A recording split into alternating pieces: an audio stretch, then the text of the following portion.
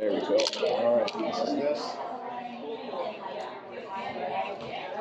All right, ladies and gentlemen, I think 5:30 is the start time. I apologize. I'd like to get everybody's attention. So I just want to do a head count here, if that's okay. 1, 2, 3, 4, 5, 6, 7, 8, 9, 10, 11, 12, 13, 14, 15, 16, 17, 18, 19, 20, 21, 22, 23. Plus one in the wash. Plus one of those 23. I've got 23 wonderful human beings from the community that are here. Thank you so much for being here. This is a conversation about diversity. This is a conversation about people that care about each other. This is a conversation about our community. So what we're doing right now is we're setting the groundwork for how we can move together in the future, about how we're going to address conversations. And this is going to be very, very, very, very, very, very, very important. The reason why I'm structuring this and organizing it in this way is it doesn't require a tragedy in communities to bring communities together. The last time I've seen a community come together in this kind of greatness was during George Floyd moment. And what I'm saying is I don't want to see something bad happen for us to come together to make sense of things. So before it happens, how would we get together and have a plan? So I'm not saying that I have the answers. I'm not saying that we all have the answers, but we have feelings and emotions. We live here. We've got perspectives. So the first thing I'm going to do, my name is Lee Theodore. I get to introduce myself. Most of you know me. I just want to get that out of the way. I've got a wonderful individual from the city of Cornwall, from the Business Enterprise Center. Her name is Shauna Baggs. And the reason why I'm bringing her forward is because when I went to go speak with her about this event, I brought forward the idea that there was a black barbershop that was coming forward to the community. And my question was, why was it coming through the Spicy Pearl and then to me and not to the actual chamber? What is the disassociation between what the services that they have? Shauna was kind enough to indicate that she's here to service everybody, obviously, right? And in order for her to get that information out, she does need partners like the Spicy Pearl for these events. Now, all of that to say, I want to give her 5 minutes just so that she can tell us a little bit about her, because it's very important for us to have these resources. I will one day tell you the arc of the Spicy Pearl and how it came to be. It is easier to have partners, but it's more important to know where they are in the community. I can tell you, as a person who's been here for 21 years, it is not always easy to find the information, but when the right people put it out there, it makes that journey way shorter. So Sean, please take the opportunity. Please give us the information you need to know. And where did you put your business cards? On the table. Perfect, thank you. So, good afternoon, everyone. I thank you for the wonderful introduction, Lee. Again, my name is Shauna Baggs, and I manage the Cornwall Business Enterprise Center. I see a few familiar faces here, so hello. I know some of you have taken part in our programming and our events in the past, and we definitely encourage you to continue to do so if you've been to the program, our Startup Company program before. We have a Startup Company participant here today that can speak if we help people who are interested. So basically what the Business Enterprise Center does is that we support small business. And it doesn't matter what type of small business you are, if you're brand new to business or if you've had a business in the past. Even if you have a business and you're looking to expand it, then we help with that stuff. So we're located in the Civic Complex. We service Cornwall and the United Counties of Toronto, Dundas, and Glengarry, as well as Memphis, Oswego. And I would encourage you to take a look at our website because we have a lot going on. I will do another plug, and Todd's probably going to laugh a little bit at this because I've been telling everybody. But we have an entrepreneur roundtable that's happening on June 14th. And it's similar to kind of this environment, but it's more business focused.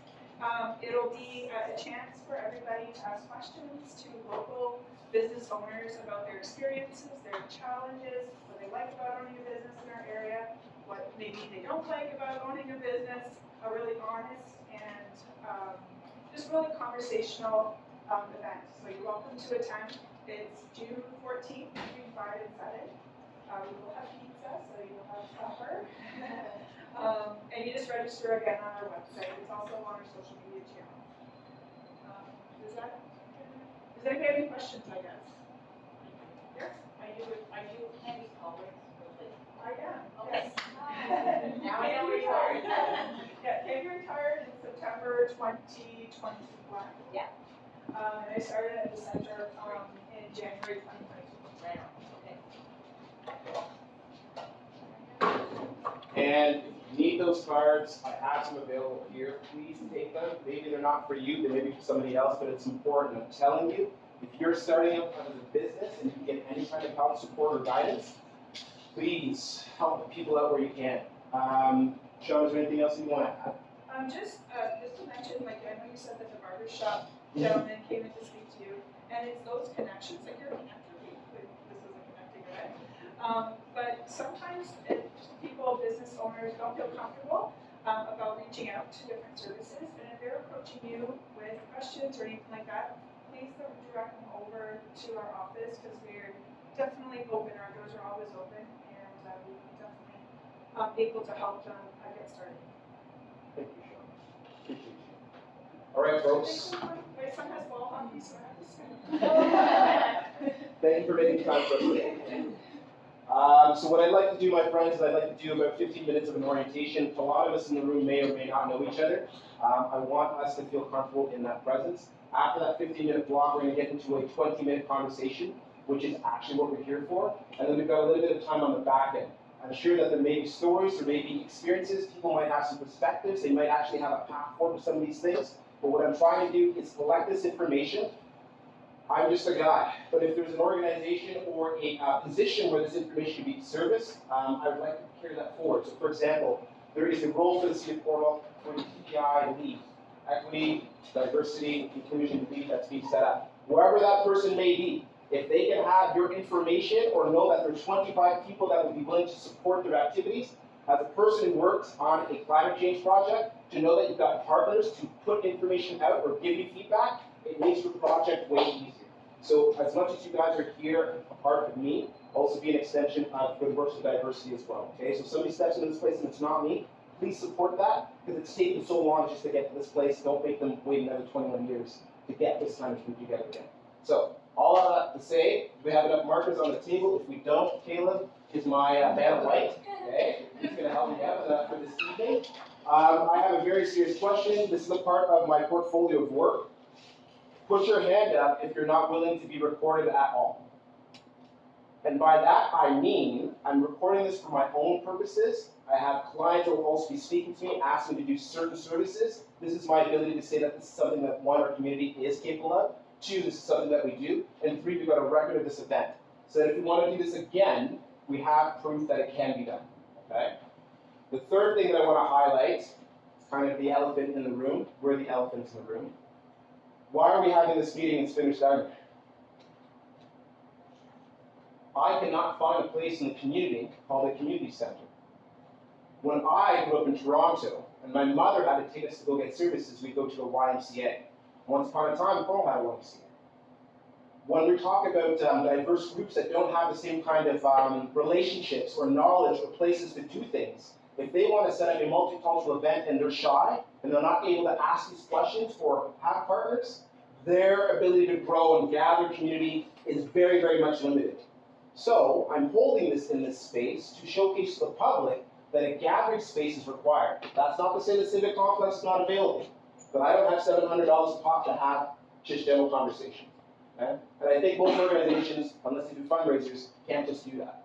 So what I'm trying to put out to the public, and hopefully you can carry that message forward, is a community center to do these activities would be appreciated. That's nobody's problem, but this is an observation of what a solution could and should not look like.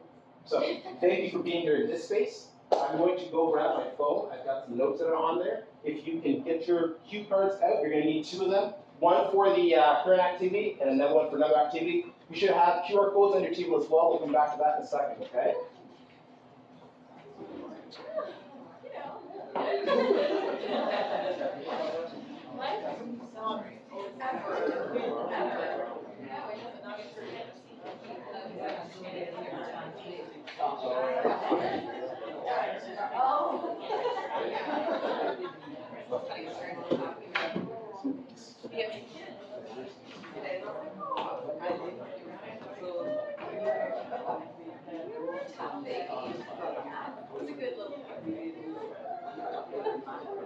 Well, I'm going to ask you questions right now. I just have to get my question. And you're going to write answers. I'm going to stand next to you and I'll treat you like my mother.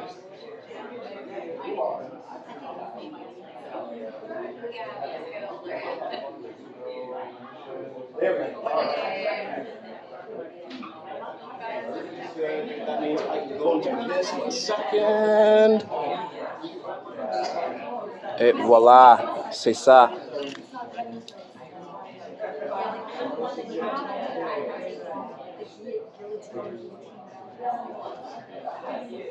All right, my friends, I've got my agenda now. I apologize. I had to write it down to make sure that I have things in order. And I'm going to go slow because I understand that not everybody speaks at my pace. So we've got 2 hours. There's no rush. We're going to get through it. It's going to feel good. So, according to the things that I wrote down once upon a time in the dark. Before we start, I'd like to outline the agenda for the night. We're going to settle in, then we're going to have some icebreakers, and then go into the conversation. We have 2 hours together to allow for time and space to be had. First off, can I get a round of applause for Spinner's Diner and Cause Roots Environment Project for helping do this today? Now that we have a rhythm to the night, let's shed some tension and gain some humanity. I would like to begin this night by acknowledging that what we see and what we don't see, which should gather our minds and ourselves around what it is that we hope to be doing in the spirit of this discussion. When you look around the room, feel good about what you see, but also feel good about what you don't see. What I see are human beings. Humans being, okay? Some black, some white, some a lovely hue of brown, all sorts of colors and hues in between. I see young, I see old, I see those presenting as females, I see those presenting as males, in all shapes and sizes of human beings. Am I correct in the observation described? I would say yes. Now what you don't see, what we don't see are the people that are not in this room, but are still somehow represented in this room. By that I mean I'm proud of our community, and I'm very realistic about our community. There are some white people in this room that have black friends or family members that are not in this room. There are some black people in this room that have white friends or family members not in this room. There are some indigenous individuals in this room that have a favorite retail shop cashier, coffee barista, or workmate that are certainly not indigenous or in this room. They have families and friends too. What I'm saying is some of us are showing up for ourselves, and some of us are showing up for others. Therefore, I ask that we refrain from judging a whole person on one sentence. Okay?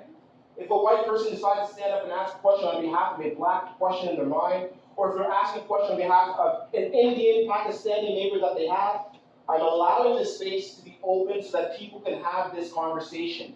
There are some places and spaces that we can't talk about things, and they stay in here, and if they don't get educated, if it's an ignorant bias, it stays an ignorant bias, and so we need these opportunities to say the things that we need to say. This is a welcome space of honesty. Diversity is not held by one group. Diversity is not simply a variation of peoples. Diversity is very much a mix of the same thing offered by different people. A minority here is not a minority there, and vice versa. A tourist is an example of how quickly a person can go from being a part of a majority to being in the position of a minority. But no matter where you go, you are simply a human being. With all of that said, I'm requesting the respect of the people in this room for one another first, through patience and willingness to listen first and longer. And while we may take moments to hold our breath, we may also take a moment to hold space with grace for those that are sharing the space, their time and their effort. In short, you're allowed to be the human you are in this space and speak from your heart, from the lived experiences that comprise the unique experience that makes you you, but hold respect for people other than you. Should moderation be required, I will carry out that responsibility. Alternatively, if there are any individuals that achieve such a level of discomfort that they would like to walk out, please do so, knowing that minorities cannot leave their attributes in a room behind them. So appreciate the privilege and ability to simply walk away from discomfort when it pleases. Now, we're going to break into our evening. Good evening, everyone. My name is Lee Theodore. I'm happy to be here, and I'm grateful for your presence, attendance, and participation. Our evening will go as follows. We're going to do a 15-minute icebreaker. This is where you're going to jot down, you're going to have a cue card. There are not more than 40 people, so I don't have to have that secondary item, which is good. Everyone's going to get 2 cue cards. On one cue card, I would like the following. Okay? Simple answering question here. What hand do you write with? Write that down on your card. Put a 1 next to it. What? Left or right? Write that on your card, please. What hand do you write with? I'm left-handed. I would write the word left.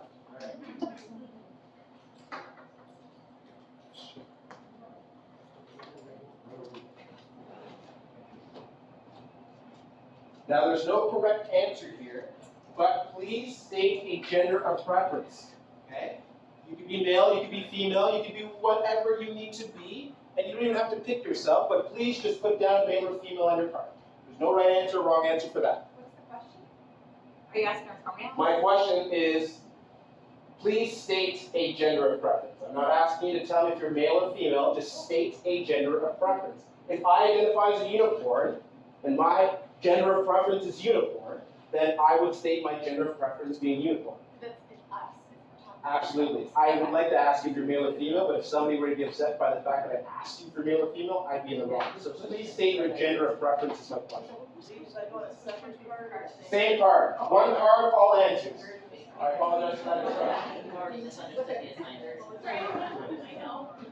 So that was question number 2. Everybody said question number 2? Question number 3. This is going to be a good one. We're getting into it. Name a famous public place in Cornwall. This is important. Pull it out of your memory banks. Maybe it's Landwood Park. Just pick a place, a famous place in your world in Cornwall. Yeah. Famous to you.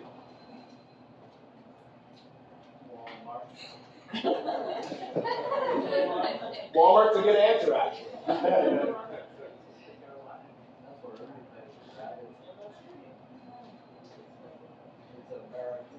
Okay, so that was question number 3. Famous place in Cornwall, famous public place rather in Cornwall. Question number 4. You gotta pick one. Out of the 3 options I'm giving you, please pick one. Pizza, pasta, or poutine. Pick one. If you girl I can get pizza, pasta, or poutine. Just pick one. How many questions are 5. Yeah, no worries. there? You wrote with your other hand, too. All right, and so we're done with question number 4, pizza, pasta, or poutine. This is the last question. If you were trapped in an elevator, who would you like to be trapped with? I like your answer.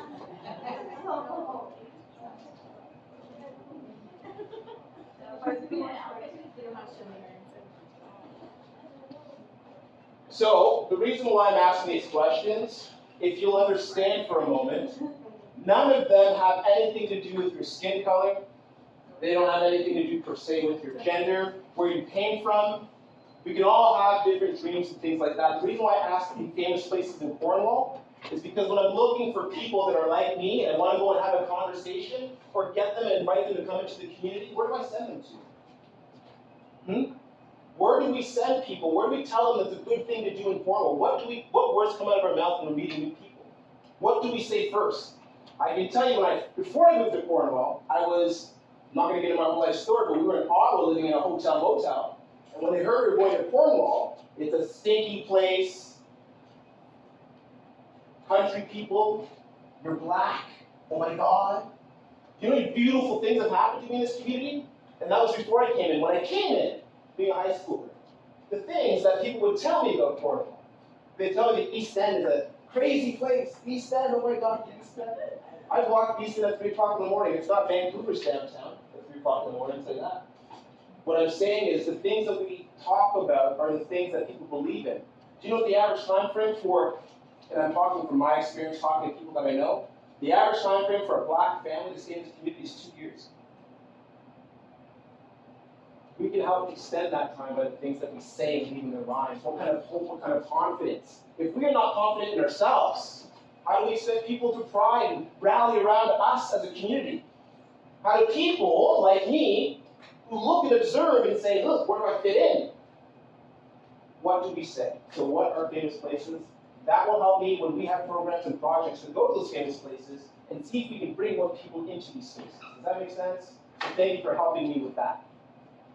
So, I'm going to now pull out my diversity icebreakers, and this is where we're going to actually have the feeling of diversity, where the actual mechanics of this day. By the way, if anybody needs to know, we have insurance, so please don't slip and fall. There it is. This is this. I'll need this for a moment. You will go up over here like this red. Oh, you don't care. Choke.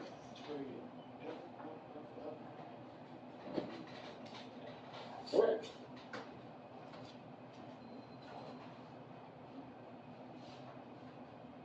So this comes to us from Penn State, right? And I wanted to make sure that I found something that reflected higher thinking. I wanted to make sure that I found something that was going to be good for our time, and I wanted something that was going to be thought-provoking. When I came across this material, I went to bed. I found what I was looking for, I felt very satisfied. I'm leaving this, it's available if you want to see what it is. It's not a joke, it's not mine, but it's going to do what it needs to do in the time that we have. Okay? So, the goals of this guide. This activity guide will help facilitate discussion about diversity. The goals of this guide are to provide materials that will further prompt discussion around diversity and related issues, to offer thought-provoking questions regarding diversity for use with various audiences. Okay?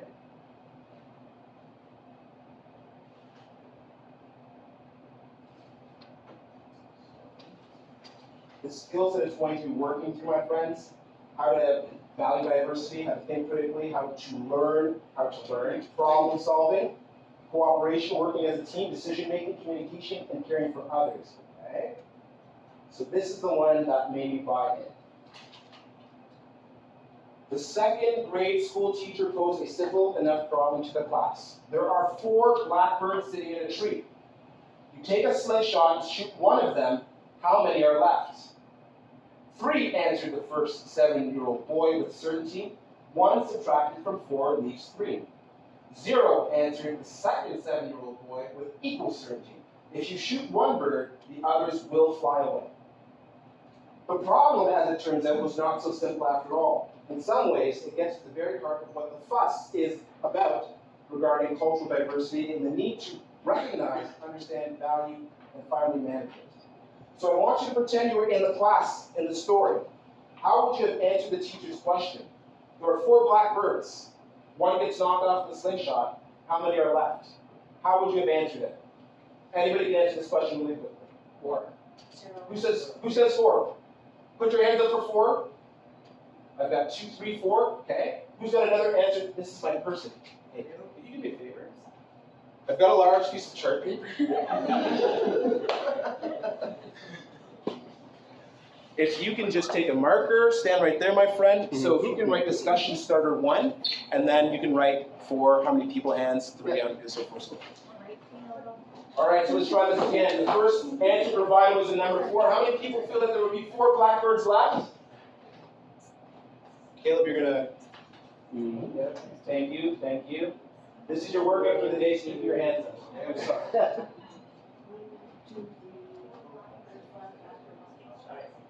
I'm abstaining because I was not listening to the Okay, I like it. Okay, so who's got an answer other than 4, please? What's your answer? Okay, so would you quantify that as number 0, or would you just say you can't?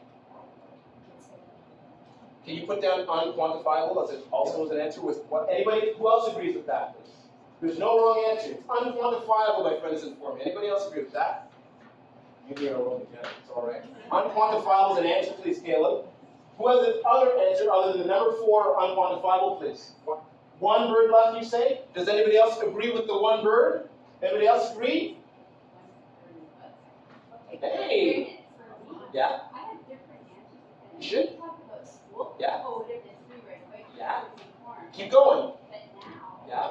or throughout life, Mhm. like the answers. The conditions change. Right. Okay. I read through this, so you're kind of good in the head. Did you read this? So what would be your answer?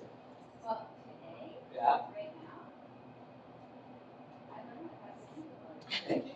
How many people don't have an answer? Put your hand up. I've come to an answer, I haven't thought about that. Caleb, if you can put down no answer as an option. No answer, put your hand up, please. 1, 2, 3. Anybody else? 3? 3 no answer? Okay, perfect. Thank you, Caleb. No, done. All right. Now, the second question is, why do you think 2 7-year-old students answer the questions the way they did? Why did those 2 kids answer their question the way they did? There's no wrong answer. Please. 0 because the assumption that the birds would fly away, so speaking about nature, and that the one was passed away. Yeah. And then 3 because mathematics, right? Okay. Which thinking one has died, there's 3 left. So I want to come back to you in a second. Second hand, please.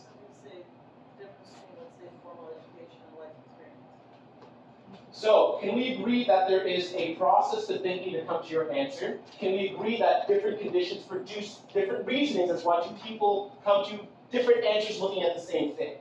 Yes? Very good. Take a moment to think about what diversity means to you. Do you think it means the same things to other people?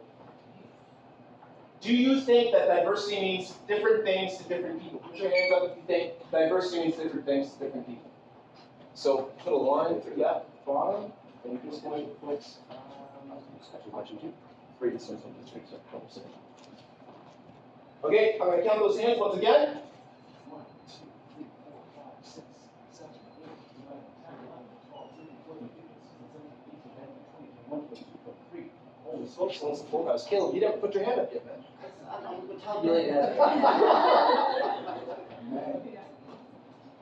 Bryce, Ash, nice to see you. You're not late, trust me. I'm just showing up now myself. So the next question is, what's the correct answer? Is there only one way to answer this question? Put your hand up if you feel there's only one way to answer this question. My father would put his hand up and say there is only one. How many people feel that there are multiple ways to answer this question? I know I kind of just answered that. Hey, buddy, good to see you. Okay, perfect. How do people's perspectives play a role in how they may answer the teacher's question? How do people's perspectives play a role in how they would answer the teacher's question? Could you repeat your answer from before, please? Yeah, I said there's a difference between formal education and life experience. Correct. So you're taught a certain way to see things or do things versus people who are like, yeah, there's a real world. Because I would have said 3 first, and then we said the real, oh yeah, they would have flown away, that's true, because I've seen that happen. And then 4 made sense to me, because if they're all there, it's still 4, but my honest first reaction was 3. Oh, but wait, this is a trick, right?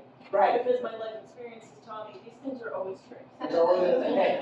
So random question. Has anybody ever seen the video on the internet with the turkeys that are like kind of dancing around the dead turkey? Nobody's ever seen this really crazy, it's right. But if I'm thinking about this question and I've seen this video, I cannot guarantee they're all going to fly away. I've watched turkeys dance in a procession around a dead animal. I don't know. So we don't know. There might be a hidden answer based on experiences. Why do you suppose the first child answered 3 while the second child answered 0? We've just spoken about that. The author of this vignette illustrates the viewpoints of children who grew up in different environments. What is the lesson the author is trying to present? Anybody can answer that. Why do you think the author wrote this piece the way they did? What little morality were they trying to get us to understand as we're reading this? Is there one right answer? Is there one way to look at something? Please. To show us that we all have different perspectives. Correct.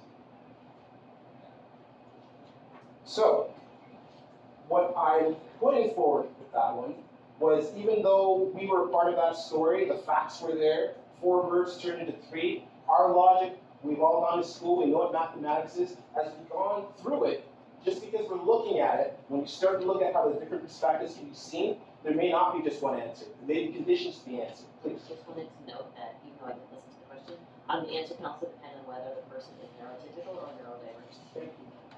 So I will say to you guys publicly that I've got ADHD. That means nothing, per se. But certain people that have a good claim to that, when they enter into spaces, there should be accommodations, right? They also have their own way with how we're going to interpret life. Makes sense? And we have to appreciate that, right? I'm going to do this last one. This will be our icebreaker, okay? And then we're going to get into the actual work of what it is that we're doing here, okay? And I'm going to say some real things because I want to be real with you guys. This one's called The Man and the Eagle. There was once a man who had never seen an eagle. One day, a magnificent eagle landed on his windowsill, and when he saw it, he exclaimed, "What an ugly creature!" The man grabbed the eagle and pulled it into his house. "First, I'm going to fix that curved beak of yours." He used a file to remove the hook in the eagle's beak. "Those claws are vicious looking," the man said, as he clipped the eagle's claws until there was little left. When he finished, the man said, "There, now you look better." And he put the bird back on his open windowsill and shooed it away. You can imagine how long the newly trimmed eagle lasted in the wild. Can you appreciate that story? You've got a bird that looks like something. I don't like the way it looks. I've made it comfortable to me, and I've sent it back into the natural environment. Is it going to exist the same way? The discussion. The man changed the bird drastically in the story without valuing the bird's special qualities. The man altered the bird to what he thought would be better. This story can be used to discuss discrimination and the effect it has on those who are discriminated against. Questions? This one's got a little bit more in it. I'll do my best to get as fast as possible. This is question number 1, Mr. Gill. Think about the eagle for a moment. How important do you think it is for the eagle to have its claws and sharp beak? Put your hands up if you think that's important for an eagle. Right. Right. Come in, my friend. Come in. You're right on time. Good to see you. Put your hands up if you think that it's not important for the eagle to have claws and a beak. Why are the eagle's beaks and claws important to its survival? I'll take 3 answers if you're different. Why would an eagle's beak and claws be important? Hunting and gathering. Anybody else have an answer? Please. Protection. Protection. Thank you. Acceptance among his eagle friends. Anybody else have an answer? It's its way of life. It's its way of life. Okay. After reading this story, why do you think the man changed the bird? I need a different hand this time. Please. Because he was uncomfortable. Please. Felt threatened. Please. Anybody else have an answer? Uneducated could be an answer. Pardon my manners for a moment. He felt insecure. Can you say it in French for me? Insecurity. And please, could you provide your answer as well? Oh, because I wanted him to look like him. Thank you. Okay. Did the man know the importance of the eagle's claws and beak? If he knew more about the eagles, do you think he would have appreciated the eagle instead of changing it? Knowing what we know about eagles and everything that you said and what would be required as to why eagles' beaks and claws would be, do you think if this man understood, because remember, you'd never seen one before, do you think he would have an appreciation? I don't know if he was had appreciation, really, that's Subjective. hard to tell, but I really hope he didn't do it knowing that it was going to cause a problem. The initial first part of that, I was just like, gosh, I really hope not. That makes it a much more vicious experience. We have to assume on that behalf, right? I hope so. The next question, did anybody else have another issue with that? No? Please. I feel like I'm talking all night. No, it's okay, this is a discussion. Makes me think of doctrine of discovery, right? Yes, doctrine of discovery. Is everybody familiar with the doctrine of discovery? If you could just give me a little synopsis of it so that I have a better understanding. Okay, so the doctrine of discovery is the papal bull, the statement that allows the people who represented Catholicism and explorers in the 14th, 15th century to claim land across the world, period. Basically saying that any inhabitants of where they came were not Catholic, they were not human. So this is the foundation of the Pearl Island, Canada, Australia, New Zealand, States, all over the place. And yeah, so that's what it reminds me of, because there was no boundaries over this here. Could I agree with you so far as, continue please. So what I just brought up is something that as a white person, recognizing my whiteness and recognizing my privilege, is a big pill to swallow. And I also know that from bringing it up, I'm making bringing this whole group, because we're all at different levels in it, and just explaining it in a sentence form, something that's much more complex, and that's what it makes me think of. Thank you for bringing that into our conversation, because that's going to resonate with a variety of people in this room, like you said, at different points. Please, go ahead. For sure you want to assume that there's the best in everyone, but history proves different. Right. Okay. And so as human beings in this room, and us being aware of history, we do have an obligation to that awareness. We can be better than history, right? So, this takes me to my next question. Have you ever tried to change a person who's different from you?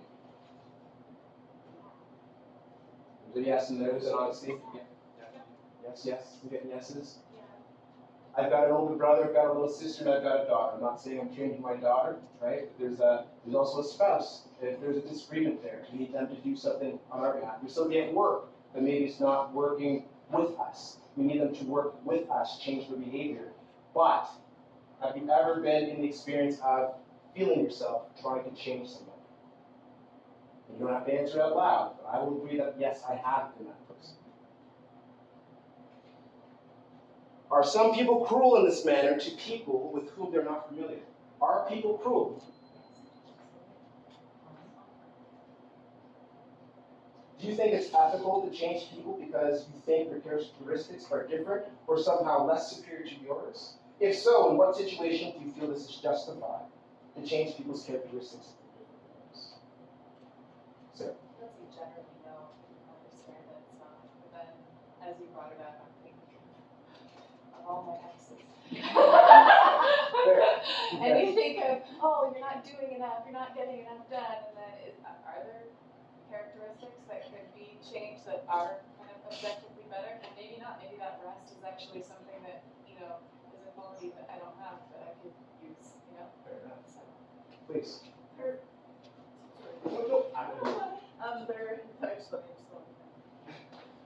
I can think of situations where I might come across or have come across people and I thought, oh, that is such a wrong way of thinking, and then I immediately want to say, well, have you thought of these things, but what about this? But that's not fair because of how I see it. And so yes, I am engaging in changing. I am doing that. Not that, but I try to be more aware of whether I'm doing that to serve me or because what they're doing is maybe harming other people because of their beliefs. Right? So it's still actually engaging in the action of trying to change it. What are my manners? I want to come to you in just a second, but I want to encourage people that are not familiar with to participate. So please, run. I have kids, and I don't, as a dad, sometimes change things. As I get older, honestly, it depends if the person's ready for change, if the person's open to it. If the person's not open to it, I don't want to do like the colonizers that came here and say, you really want to do this, right? I try to engage with people who have an openness to learn and to engage, to participate. If that person, for whatever reason, doesn't open up, I can't understand the context, where it comes from, the history. So for me, it's kind of would be a little bit too mature to kind of put something upon it if I don't know where it comes from, number one. That's why I really wait for people to be open. Ask me a question, any question. Can I touch your hair? Any whatever question. Yeah. And then I open the door, and then maybe if they're susceptible for it, then I talk about it. It does. So I want to say this thing. There's a me in there. There's a self-awareness that I heard from you, which is good. In one moment, meeting them where they're at, would that be fair to say as well? So, okay. And I apologize. Got one in the back, but again, I want to make sure that I'm inviting people that they don't get to stay in this space, please.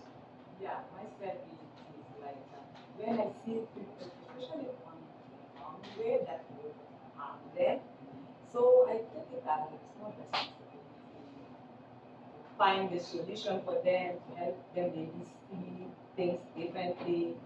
I don't know, maybe I feel like I'm pushing or I want to make people get on a train that they don't want to be. But yes, I feel like.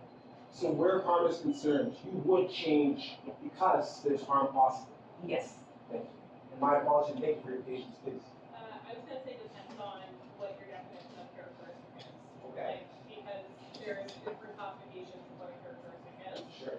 And I have found myself challenging people and trying to change people's opinions or their thoughts or feelings towards something because of harm, like she had mentioned. So definitely. Characteristics in relation to the context of the situation. Absolutely. Because there's physical characteristics, there's emotional characteristics. Right. There's personality characteristics. There's a lot of different categories within that one thing. Okay. So I think it really depends, like, context-wise. Okay. But definitely I find myself challenging in terms of harm-based. Thank you. Did everybody that I need to have for the moment? Yes, yes. All right. What happens when people place their beliefs on others? Place their beliefs on others. What happens? Please. You're building insecurities. You don't disagree. Please. Resentment, whether or not people can verbalize it. Present it in the room. The person is being forced to accept the other belief. Possibility for positive and negative outcome. Because maybe your beliefs can expand their knowledge and enlighten them to like, okay, well, this is how I see things, and then they can like get that discussion moving. I mean, that's on the positive side. On the negative side, what would that look like? The negative side it would definitely be taking away their value. They wouldn't feel themselves as valuable because potentially you're saying, well, no, this is right, or this is what I believe, so you should automatically believe this too, or you don't have any value, what you say, but my beliefs are more important. So forcing belief would definitely not be good in all situations. Caleb had his hand up, so Caleb, if you can just add to that conversation, that'd be fantastic, please. Yeah, I'm just thinking that also if you force belief on people, there could be misuse and misrepresentation of them. You see so many times how different religions over the years, they splinter to different sects, and those sects splinter even more so. And a lot of that's because people are trying to force belief on someone, and then they take that belief and interpret it or not make it their own, and then you have a conflict at that point. So. Thank you for that addition. I'm going to just be light for a second. So forcing belief on, there's never a good place for it. But here's where I would find it interesting. Music. When I came to Cornwall, rock music, country music, I had no use for that. Crazy. You get yourself in a situation where that's all you're going to be able to listen to. You start to hear a song, you're like, okay, that's my jam. That's a little tough. When that comes on, it's like, bagpipes playing, right? There's certain things that once upon a time it may not have been your belief. In that soft way, culturally speaking, what I would say is don't be resistant, right? There are places and spaces where somebody else's belief can shape you into a more open person. Make sense? So don't discourage all of them, but be aware of what your beliefs are and what there's room for. Can all people be judged by the same standard of beauty? Why or why not? Can all people be judged by the same standard of beauty? Why or why not? It's interpreted. It is interpreted. Do I have another answer? Can we force beauty standards on people?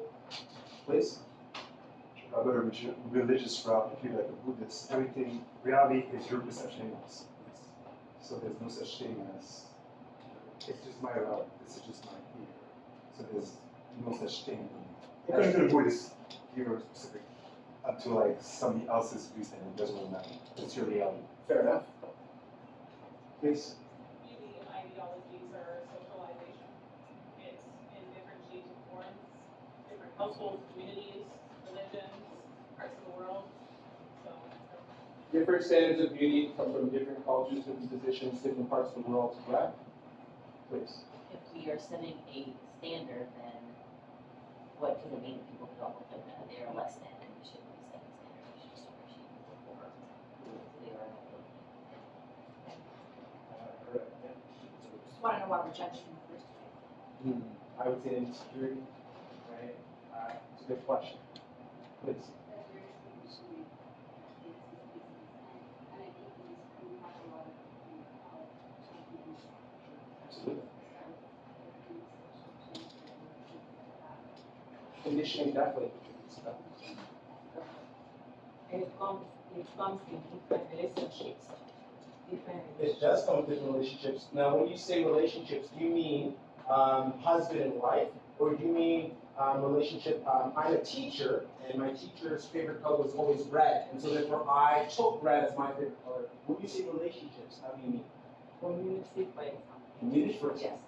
Community, for example, impacts what we may think is beauty. Yes. I don't disagree.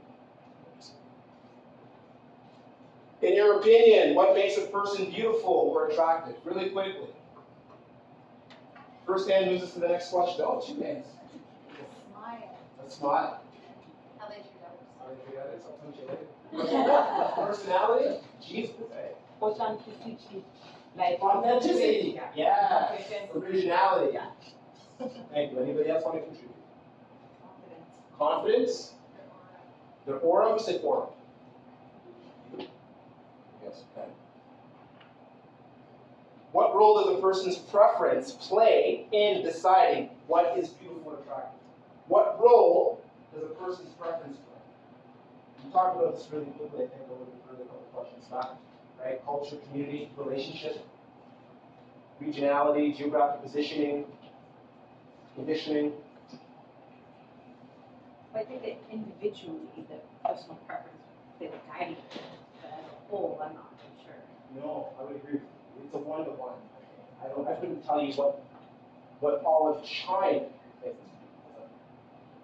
I was just gonna say, I think sometimes we sort of surprise ourselves with what we find beautiful.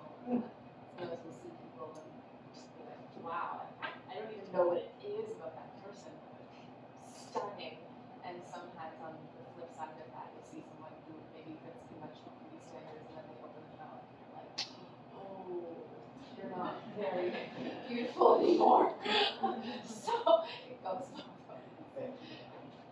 Okay. Second last question. How do we treat people who do not look like us, have different skin colors, are taller, thinner, or heavier, have braces or glasses, use a cane to walk, have wrinkles, are older, younger, deaf, or blind? How do we treat people who do not look like us? How do we treat people who don't look like us? Tolerance. With tolerance? I like your answer. How do we treat people that don't look like us? With respect. With respect, I thank you for that. Love. With love? Compassion? The same way we treat Not gonna people. chase each other. Please. Growing up in a small community and then coming to a big city, sometimes with incomparability. Say that again. Incomparability. Incomparability? Through discomfort. Oh, for the longest time, coming from a small town, so I grew up in a smaller town in Cornwall years ago, and then I went to Montreal, and I constantly felt uncomfortable, and I didn't know how to engage. Did you ever get it?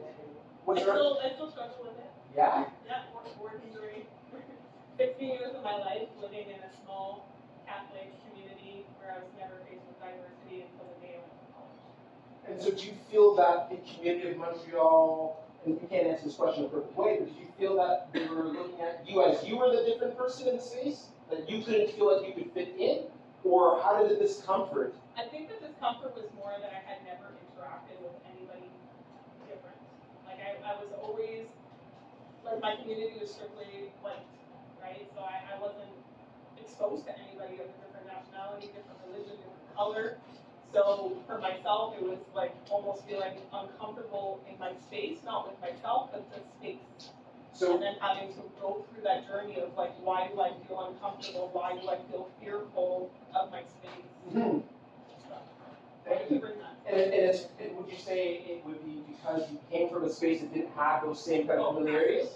And also like the messages that I was getting from the people that I saw as my role models. They had the same ideas and fears about diversity.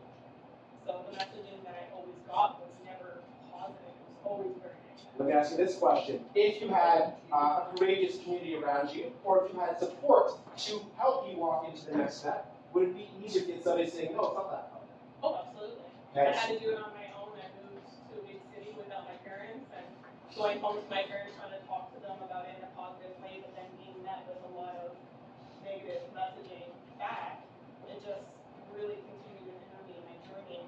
And then moving to Cornwall, really fully immersing myself in social services, following like my degrees, that's when I really saw a lot of change because then I didn't want to be scared anymore. I wanted to know more. I wanted to expand my understanding of diversity.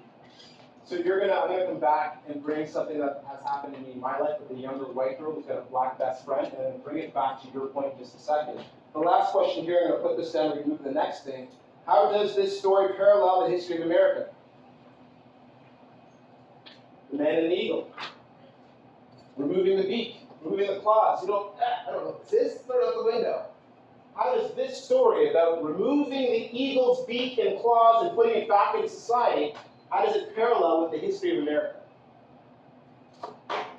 Please. Well, I think absolutely it does, sort of jumping off from the comment of doctrine of discovery, right? Doctrine of discovery is a connection, go on. The whole idea that the settlers arrived, or colonizers, but the settlers arrived, and then suddenly, well, you're not like us, so you will either be exterminated, be put far away where we can't see you and you have to live there, or you will be like us, and those are your options, right? And so that's what it is, and then you put them back out into society, or the children from residential schools, and then you just like function, you know?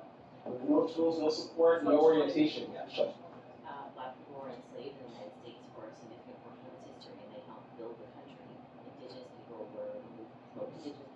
who removed from their culture was stolen from them. And then now, it's generations later, people are saying, well, what is your problem that happened a long time ago? Well, having your culture and your language stripped from you has, generational effects. What's identity? What's identity?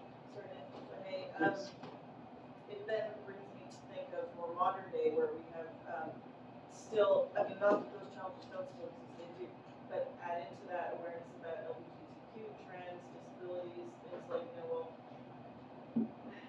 COVID, having to wear masks, but if you're deaf, now what do? You can't do those.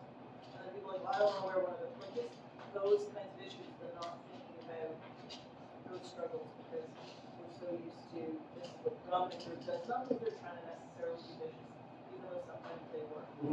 Just trying to be aware of that. So, Caleb, you're behind me, buddy. Yeah, that's all right. Good shout out. Yeah. Well, because I got all the big cheese here, so I can fit back to the concept. And yeah, like your discussion, I mean, the eagle, by the man removing the beaking talons, is removing his way of life. It's the hunting gathering. So the colonization did the exact same thing to diversity. They did it not because they were trying to help, they did it because they were scared of being known. So I think that's exactly what, this discussion, what we need to crush is the fact that unknown isn't scary, it's just that. So go out and learn it, seek education, and like you said, you can find yourself in a position where it's not frightening. Thank you, Caleb. Sarah, please. Okay, so just to parallel it back to the eagle again. So the guy totally changed the eagle and then released and realizes, oh god, this eagle can't survive. I've now changed him in such a way where he can no longer survive. I'm just gonna put a little piece of meat on it. I'm just gonna give you food, but just enough that you can survive. Just enough, the bare minimum that you can survive. And so that eagle is traumatized. He's not only not able to survive, even had his talons back, his claws came back, or his beak and his talons back, he would still be suffering that trauma, and that trauma is intergenerational. And so not even just what has been taken, but what has been continued to be taken. So it's the intergenerational trauma that exists, but the intergenerational wealth that doesn't exist, that advantage that there's not only a disadvantage that comes from the trauma, but then the lack of the advantage that's held by the dominant group. Cool. If I can hop on this train for a second, if you can imagine, even if this eagle does survive, it does get to provide its next offspring. Those offspring are going to be born with less of a beak, less of a talon, and they have to be in the exact same environment as all the other animals, and they have to somehow survive with less. It becomes this pattern. Mr. Marcus, we just clapped. It feels good, huh? Yeah. It feels good. Marcus, how long have you been in this community, buddy? 40 years. 40 years. Your father, how long did your father in this community, sir? Well, he came to Southtown back in 1940. Right. Your father passed away, and you lived his life here, and he created you, and you've got kids here, correct? How often have you been able to sit in a room full of people and feel comfortable enough just to have a conversation? It's a rare time, isn't it? I appreciate you, sir, taking this journey with us. So, my friends, there is a full book of this. I like this a lot. I could do this all day, but this is not what we're here. We're here about Cornwall and our community, okay? So, I'm not going to put anybody on the spot, but we're going to make this effective and make this important, okay? My name is Lee Taylor. I'm not shy. You're lucky I'm wearing clothes right now. Right? Ash has been here as well. I've got two of my friends here. I've got another gentleman that's here as well. We've got diversity in the room. This is what I wanted to see. I wanted people that are like me to feel and know and have permission to come out in this community as they are. And so now we have many people gathered in this space. So now we're going to talk about some hard things. Okay? Why are we having a diversity discussion on June 1st? I'm going to bring it to speed. I'm going to try to keep it concise. February 23rd, I had put up a post regarding something. A bunch of people came onto my Facebook page. There was a lot of energy. It was Black History Month. I said, gee whiz, isn't this neat? What if I could take all of these people? I said, gee whiz. If all of these people are gathering here around this post, could I maybe take that energy and put it towards any kind of Black History Month event that may be going on? When I went to go look around to see what was available, couldn't find anything. And it's nobody's fault. But then in that moment, I felt let down. I felt let down not because it was anybody's fault, it was because I was honored with the distinction of being Citizen of the Year. And I was informed that I was the first Black person, and I was also informed I was the first young person. So what is the obligation of our community to honor somebody and tell them that they are the first Black? And what about the other Black? And so my situation was, I was looking for support because I'm a single father. I've got different businesses that are going on. I've got things that I'm required to do. It is not my responsibility or the responsibility of any one organization to provide the common sense for the whole community. It's not fair. It's not for a Black man to go to work, wake up, and then come home, and then have to stand somewhere and explain himself. It hurts. It's heavy. It's not the community's responsibility in every single way, but when I go to that authority and I go, hey, maybe they've got like a Black History Month thing going on, and I can just drop a link into this comment section. Couldn't find it. In that moment, I felt let down because I thought we were celebrating Black History Month, and then I came to find out that I was Black History Month. That's not my job. So, we need to have a talk. We need to find out what we can do. We need to find out where these things need to happen. And as much as I can sit and, I'm not an authority, I'm just a person. We can work together to come up with an answer, and that answer is the answer we'll share together. But it wouldn't be fair just for me to walk in and say, because I'm Black, you're going to do it my way. It could. It will work for some of us, it won't work for all of us. We need to find answers that work for all of us. So, I went to go take a look at I was upset. It was livid. I was like, level 10. And I said, Lee, you need to inform your awareness. What is it that you're actually upset about? So instead of looking at the Cornwall Facebook page and judging it, what I did was just bring forward, because I have to be practical in my emotions, what we should do in our moments of anger is inform our anger. And don't let it run rampant. Don't have rage. Rage is going to hurt people. I couldn't just go and just be upset at everybody for what? For what? So I'm looking at our local page, and I say, okay, how many posts exist on our page regarding Black History Month? It's February, something. I scroll through, and I come to February 1st, our Mayor, Justin Townsdale, who could identify as an ethnic man. He indicates that we are going to kick off Black History Month in Cornwall. But from that post, there was nothing else. Not his fault. There's a whole variety of things. I used to be a social media manager. I understand that you get your information from your managers. It's nobody, one person's fault, but there's something that's there. Now I'm looking at Cornwall's Facebook page. There's nothing there. Let me go look at Ottawa, Belleville, Kingston, Toronto, Montreal, Vancouver. Out of all of the ones that I looked at, out of the 23 days, maybe one page had the most of 10 posts. And what I can tell you is it's not the city's responsibility, there are mechanics behind that. Toronto, for example, has over 100 Black organizations that they can say, hey, this one over here is having a party, this one over here is having a historical walk, this one over here is having, they can just download it to the different organizations that are established, right? So they can kind of give it away a different way. So in that moment, I realized, okay, well, maybe it's because we don't have enough groups within the space that the community, City of Cornwall, can lean on. Because yes, the City of Cornwall is not the authority on Black History Month, but they should have people in the community that can say, hey, what are your thoughts, or how should we be approaching these things? So I say to myself, how do we create a space where we can have a conversation? For example, the Spicy Pearl is not set up and designed just to be a Caribbean restaurant. It is designed to be a space where people can leave their house, feel comfortable, and feel that there is an extension of themselves somewhere in the city. I grew up, and I cut my teeth at Schnitzel's. I used to be the pizza guy. You all know that pizza station. I love that pizza station. And I used to watch first dates come in. I used to watch business meetings come in. I used to watch graduation parties come in. But I remember I had a question that came up. I was like, why didn't I see a lot of Black people come out? When I grew up, steak wasn't a part of my dietary, no. Rare? What does that mean? And we don't have, in my life, we didn't have pizza, pasta, burger, poutine. These weren't the things. So when we have these restaurants and they're catering to a certain culture and demographic, there's nothing wrong with that. A good steak's a good steak is a good steak. But my point is, I'm making these pizzas and like, Black people are not coming out to these spaces because some of the food that's here is not reflective of an everyday thing, right? That's nobody's fault. The point that I'm making is, the Spicy Pearl is the beginning of something to allow for other things to happen. From the Spicy Pearl, we have the ability now to go out into the public and say we want to do a reggae festival. We want to shut down Mid Street, pull out some, I want to see it, but we have to create the foundation for it. We have to bring people around it, because I'm telling you, just to set that up, it was me and my business partner over 7 years doing a variety of things. There's a fatigue to it. When we want to move forward and create this place of diversity, of culture, when we're asking people to show up. Let me tell you a little secret, okay, really quickly. As a person who is the son of 2 immigrants into the country, when you come into a place and you don't speak the language, you rely very much on the visualization of things to know where your cues are, to know where things are important.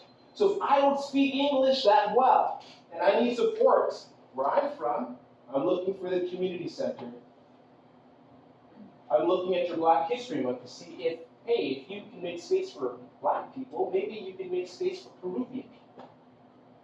But if you can't even show me a Black History Month, and I can't find community, I can't buy my hair products at the grocery store, I can't celebrate with my kids, the news are telling me something, the radio's telling me something, don't go in the East End.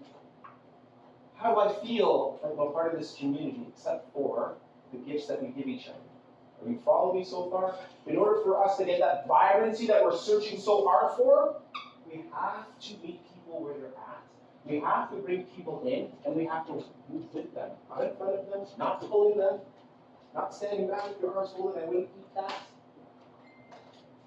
The point of the story is, in order for us to grow into this community that I know and believe, people don't get to see this. I love when people, the reviews, I get the reviews every day. And when people go, I didn't know that this thing existed in Cornwall. Yes!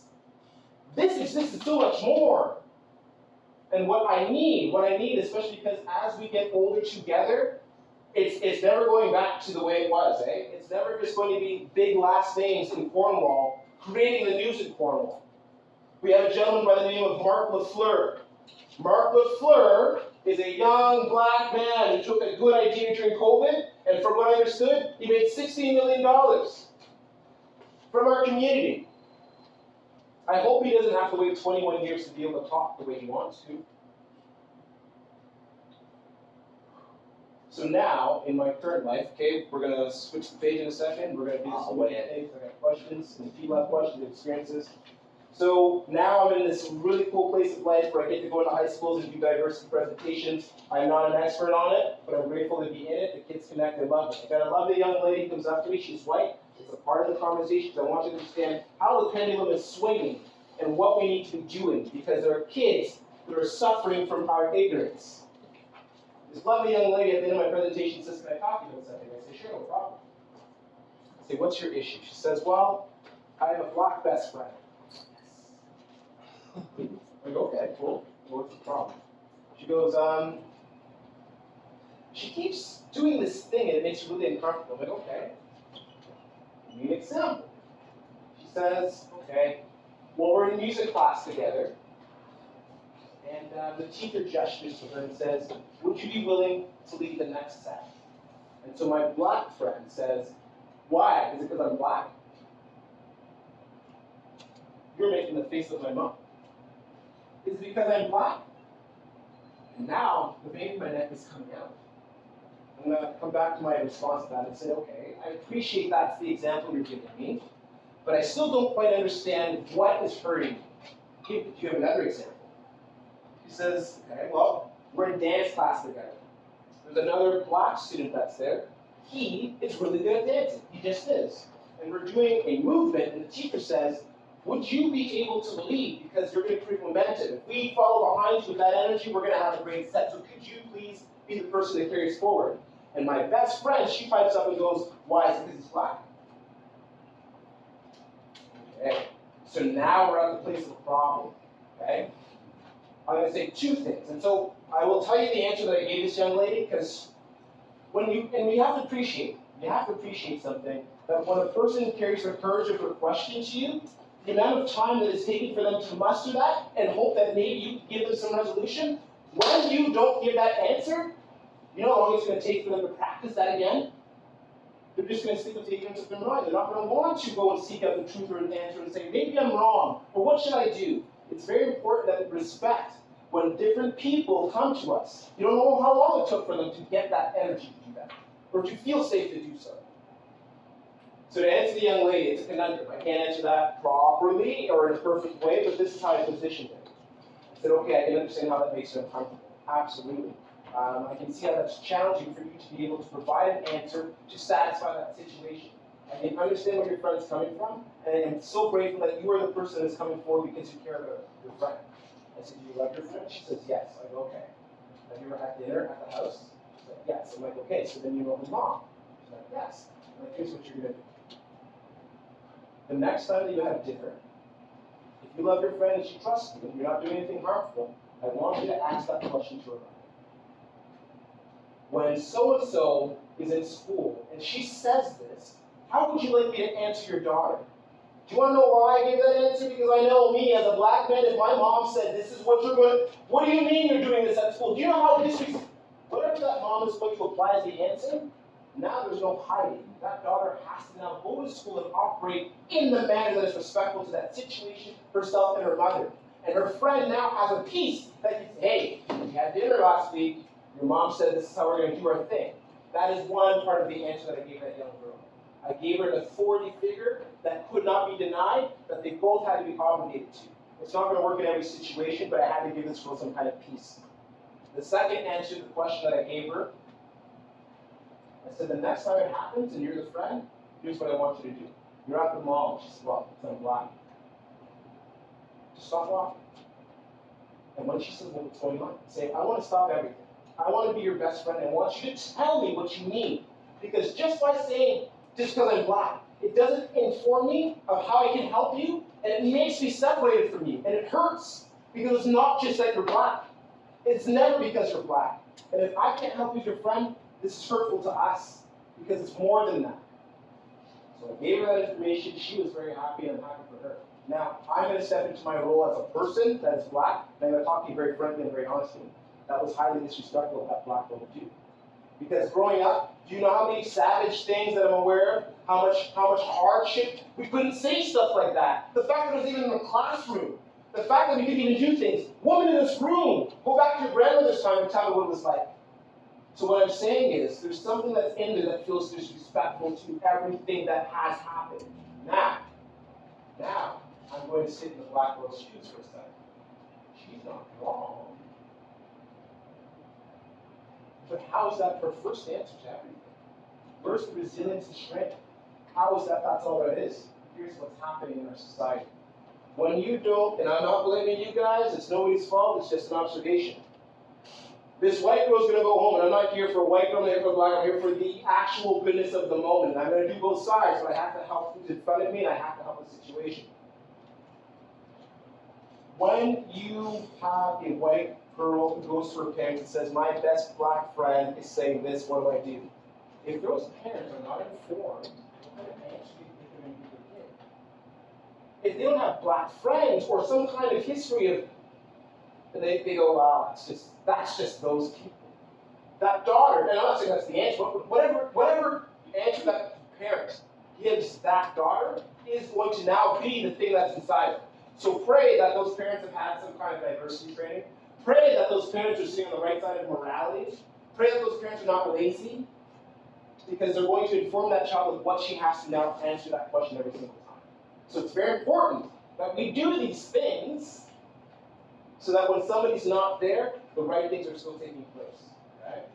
To the black girl side of things. My mother, this is how we ended up in Cornwall. We owned a house in Brampton. She was a single mother, just put herself in college, 3 kids, and she goes in for a job. And I had helped my mom put her through college, so I helped her interpret, working with her language, giving her concepts, and I got to walk the city with my mother, so I know. And she goes in for this interview, she comes home and she says, I didn't get the job. Okay, and I said, well, why didn't you get the job? And she says, the gentleman said that I look too much like a mother. I'm not going to cry. Our life was over. We went bankrupt. Now, we're in Ottawa because my mom looks like a mom. The back of my mind goes, is that like code for black? What does that mean? What does it mean? And I'm never going to know the answer. But I'm going to live with the outcomes of that. Okay. So here's this young black girl. And I know what I know. Is it possible that her parents may or may not live in a space and place where they are being bombarded or being mistreated for who they are? And they come home to dinner and they go, how was your day, Mom and Dad? Ooh, it's really important. I want you to finish school. I want you to get a piece of paper. I want you to not be stuck in these hourly jobs where people talk to you and treat you like poo garbage. I've had a hard day today. They won't even call me by my name. I saw some guy sit in the back and do nothing, and they made me do his job and my job. But I'm grateful that I can make dinner for you tonight. I'm so happy to see you, sweetheart. I think that daughter is thinking with me. And I'm not saying that those are the absolute conditions that that daughter went through, but how do we get into a place where that is your response? What are the things that are possible in that space? So could the black girl be right? Absolutely. But that can't be the end of it, because what's your excuse? You're black. You're doing it, girl, and I love you for it. You're black. You're sitting here, you pay your taxes. You know, let's watch on. You're black. See, you're here. You're black. You don't speak the English that we need. You have a heart that we need.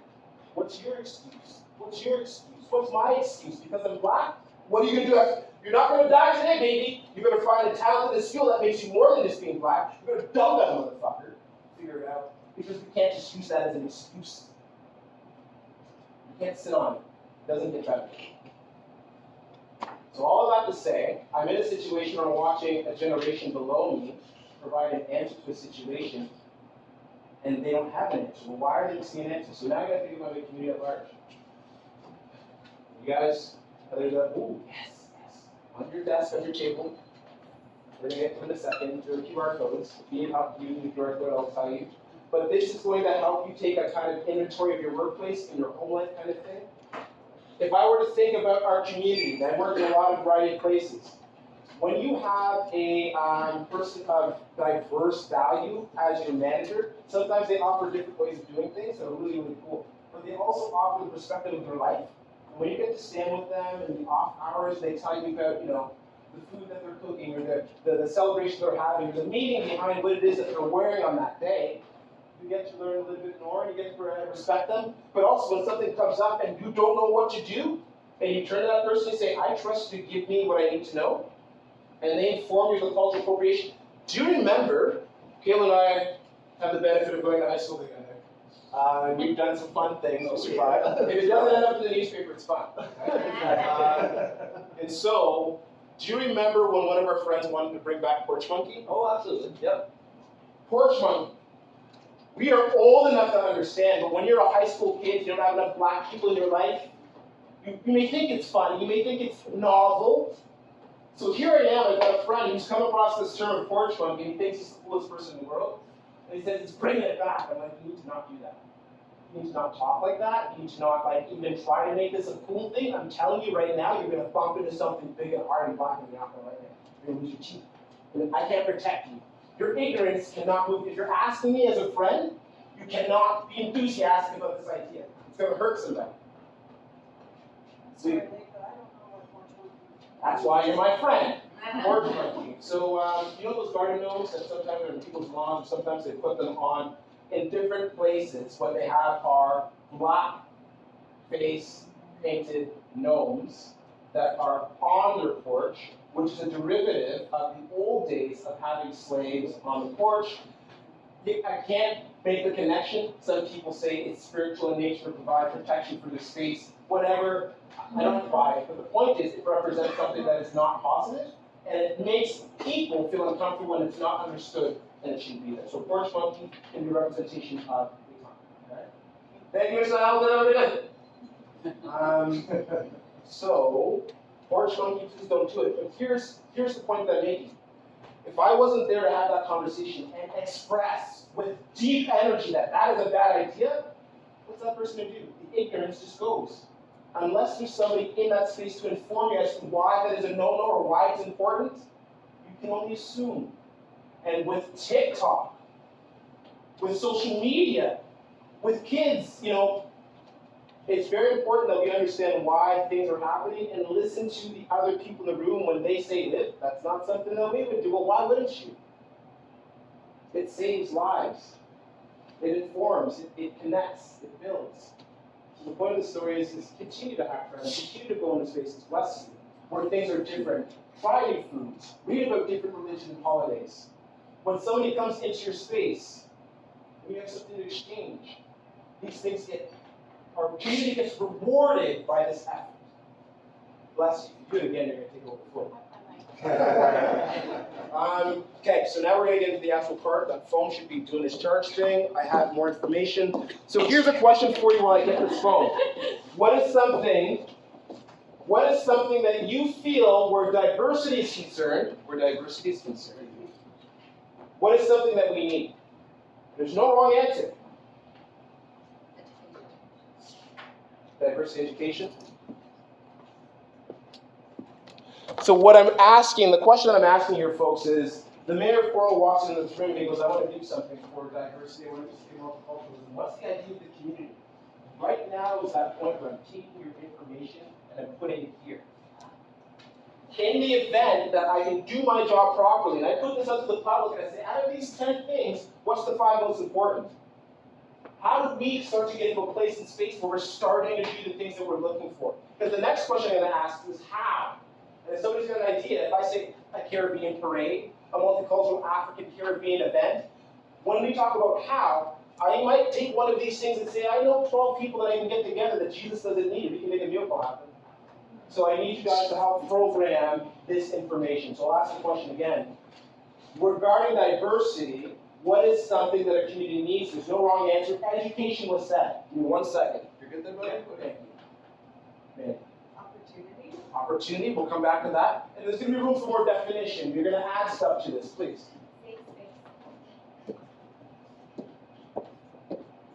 You had a round of applause. I don't know what you said. Yeah.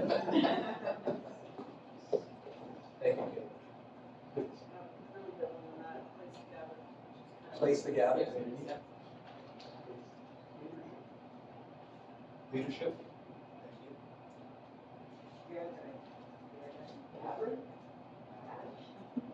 Gathering guild. Yeah. Representation and resources, sir.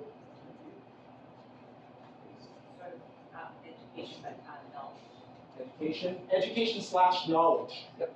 Okay. Programming for youth. You're going to come for the youth rally in a week? Here. More programming for our youth, please. The same idea that I have, but kids trainings, Kids training, kids activities, kids training, kids programming. Cultural festival, thank you.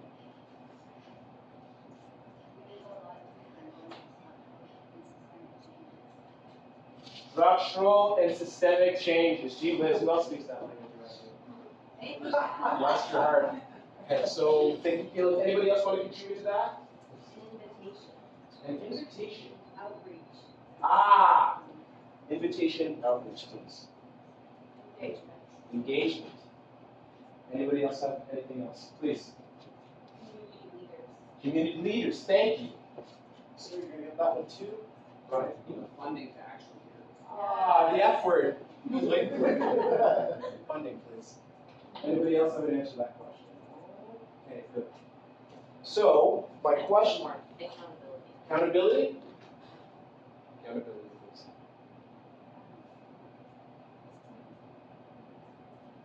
please. What?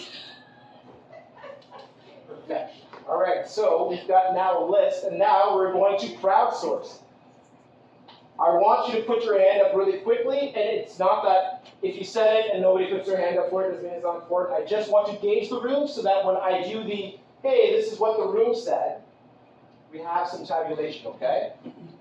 Put your hand up if you feel that education and knowledge is important.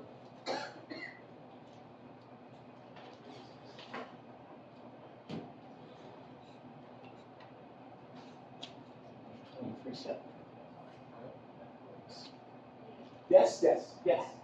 I think all these things are important. There's no question about it. So I'm going to put my hand up for the single time. So you should say, should I move past this? Well, I don't know if anybody else feels. Yes. But I think, You're not. but I think like understanding different levels, Different levels. like, so if you want to create real change, then we have to pull it up from the bottom and fix it. Fix the problem at kind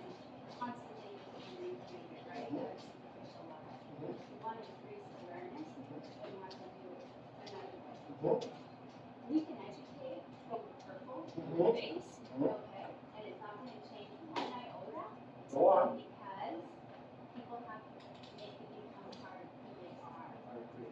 And so providing the education is great, but unless people have the openness and willingness to allow us to connect, and unless we have the structural systemic processes in place, it will not be accepted. I don't disagree. So, and, so I guess that's what I'm saying, I'm gonna say this. So- That's all. What you're talking about is actually doing the work. Okay? Organizing ourselves and actually having an effect on something. Okay? What I'm trying not to do in this moment is make anybody feel like they have to be obligated to now be a part of a group. We're now an advisory committee board and now we're doing, I would like to do that, but that's not what this for me. Because eventually you gotta pick something and do something. Yeah, like, I don't think when I'm talking about that, I'm Okay. talking about, I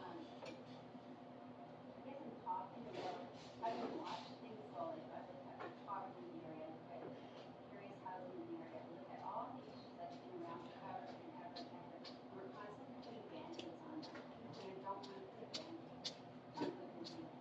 I guess that's where I'm going, you know, if we have, provide information and education, if we do a rally, it's gonna be the champions that are gonna learn to go to that and out. And there might be a few others.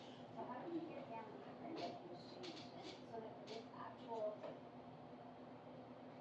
and people are valued. When it comes to policy and practice. That's my question, that's my push for it. I know that there's something, you know, that are going to come with anyways, I just So, I'm not trying to. no, you're not. throw water on your There's nose, I just want steel to- sharpens steel. It's not criticism, but it makes me think critically about what it is, okay? I'm going to come back into it. I don't have a response that would be proper, but it's making my brain think in a certain way. I apologize. Not in challenge to what you're saying, but what you were saying made me think that I wonder if through education and outreach though, so like the youth rally or just awareness, people talking, grassroots, that I wonder how many people maybe didn't see the Facebook post, didn't get the message, didn't know who are feeling maybe isolated or, well, we don't have this, we should have this. And so as the word spreads, that I'd like to think there are more people who are thinking like this and feeling like this, but just either couldn't come or didn't know that this was here. Or maybe we're a bit too shy or it's weird walking in on your own, like what am I walking into, whatever the reason. Yeah. So I'd like to think that maybe, hopefully education and outreach, without it being too much of a, yeah, we did a rally, I'm wonderful, but just that it will connect people and we'll find out that actually there are a whole lot of people that do think like this, more than we thought. So I want to be really quick. It's not, I take this on as a gift to the community, okay? The fact, you guys can now go, yes, we can get into a really meeting. Yes, it's possible in Aladdin to have a diversity group and actually have participants in it. Yes, this is normal. Yes, we should be doing this. Anybody can go make their own choice and do this, but now that we've done it, could we do it again? Sure. Could we tell our friends that this is a safe place and it actually makes sense and it's good? Yes. Could I have beer next time here and make it more fun? But the point is, the fact that we did this once means we can do it again. We can make it more meaningful. We can grow from this. And maybe it doesn't have to be me. Maybe somebody else can do it. But we can definitely do the thing that we've never done before. So that we can get into a space where people can be excited. Get into a space where people can say, oh, no one's awareness. Get into a space where people can say, there's a place and space where we can talk about these things that are important to us. We have about half an hour left, and I want to make sure that the things that people showed up for are actually brought forward, okay? But I've seen you with your hand up. I did, and what was I gonna say? Well, I was gonna say, I was expanding on what you said, it's a start. It's a beginning. And we expand from here. So now we know what's possible and some potential. We have half an hour left. There are things that I can say and do, but what I want to do is I want to honor you through time. Did anybody show up here with something specific that they wanted to say, or something specific they wanted us to be aware of? But I'm good. Hey everyone, I know a lot of you, but not all of you. A bunch of things that came up. There's actually going to be a town hall on Monday coming about a youth space. And this youth space obviously is not specific to diversity, but youth are incredibly important in just the future of our community. So if you are bringing youth together already, please have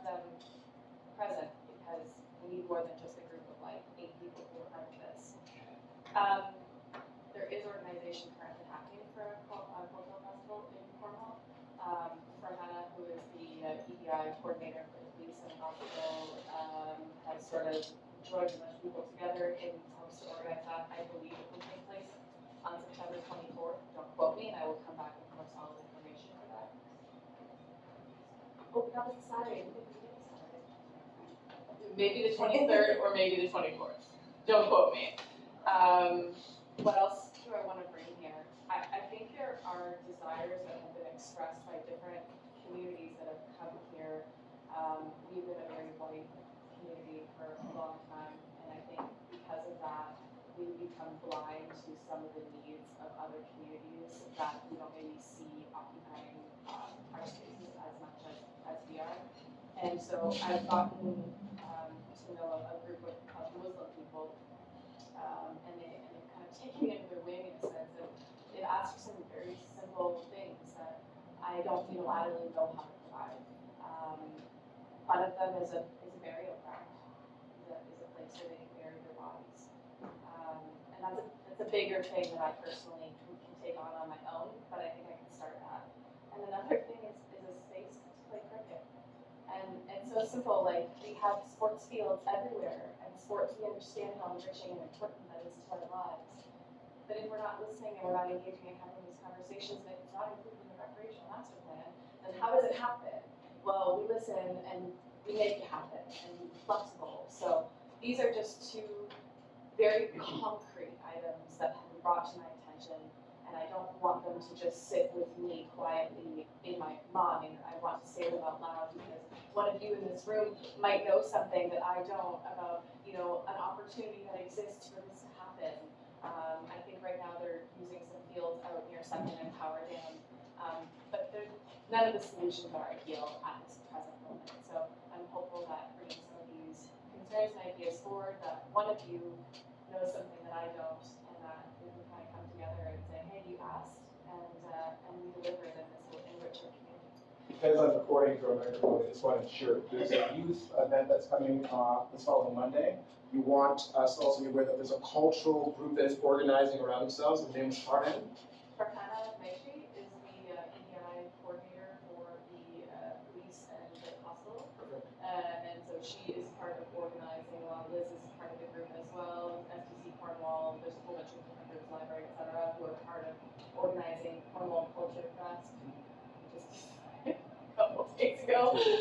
So this is happening. And the third thing that you mentioned was the Muslim burial ground, as well as being expansive in our thinking of what other people could be considering, and taking that message of, could you think about that, come to you with a solution? I'm looking on my first book.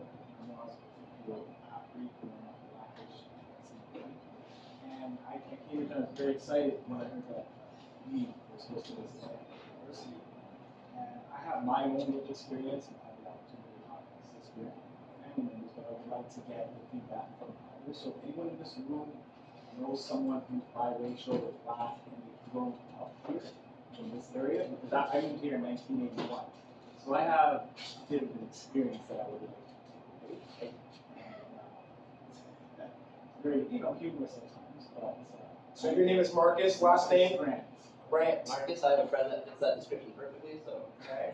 If you can't remember Marcus, come see me, I'll direct you back to Marcus, okay? Yeah. But Marcus has got a book, and he would like to speak with people that are biracial and wants their experiences.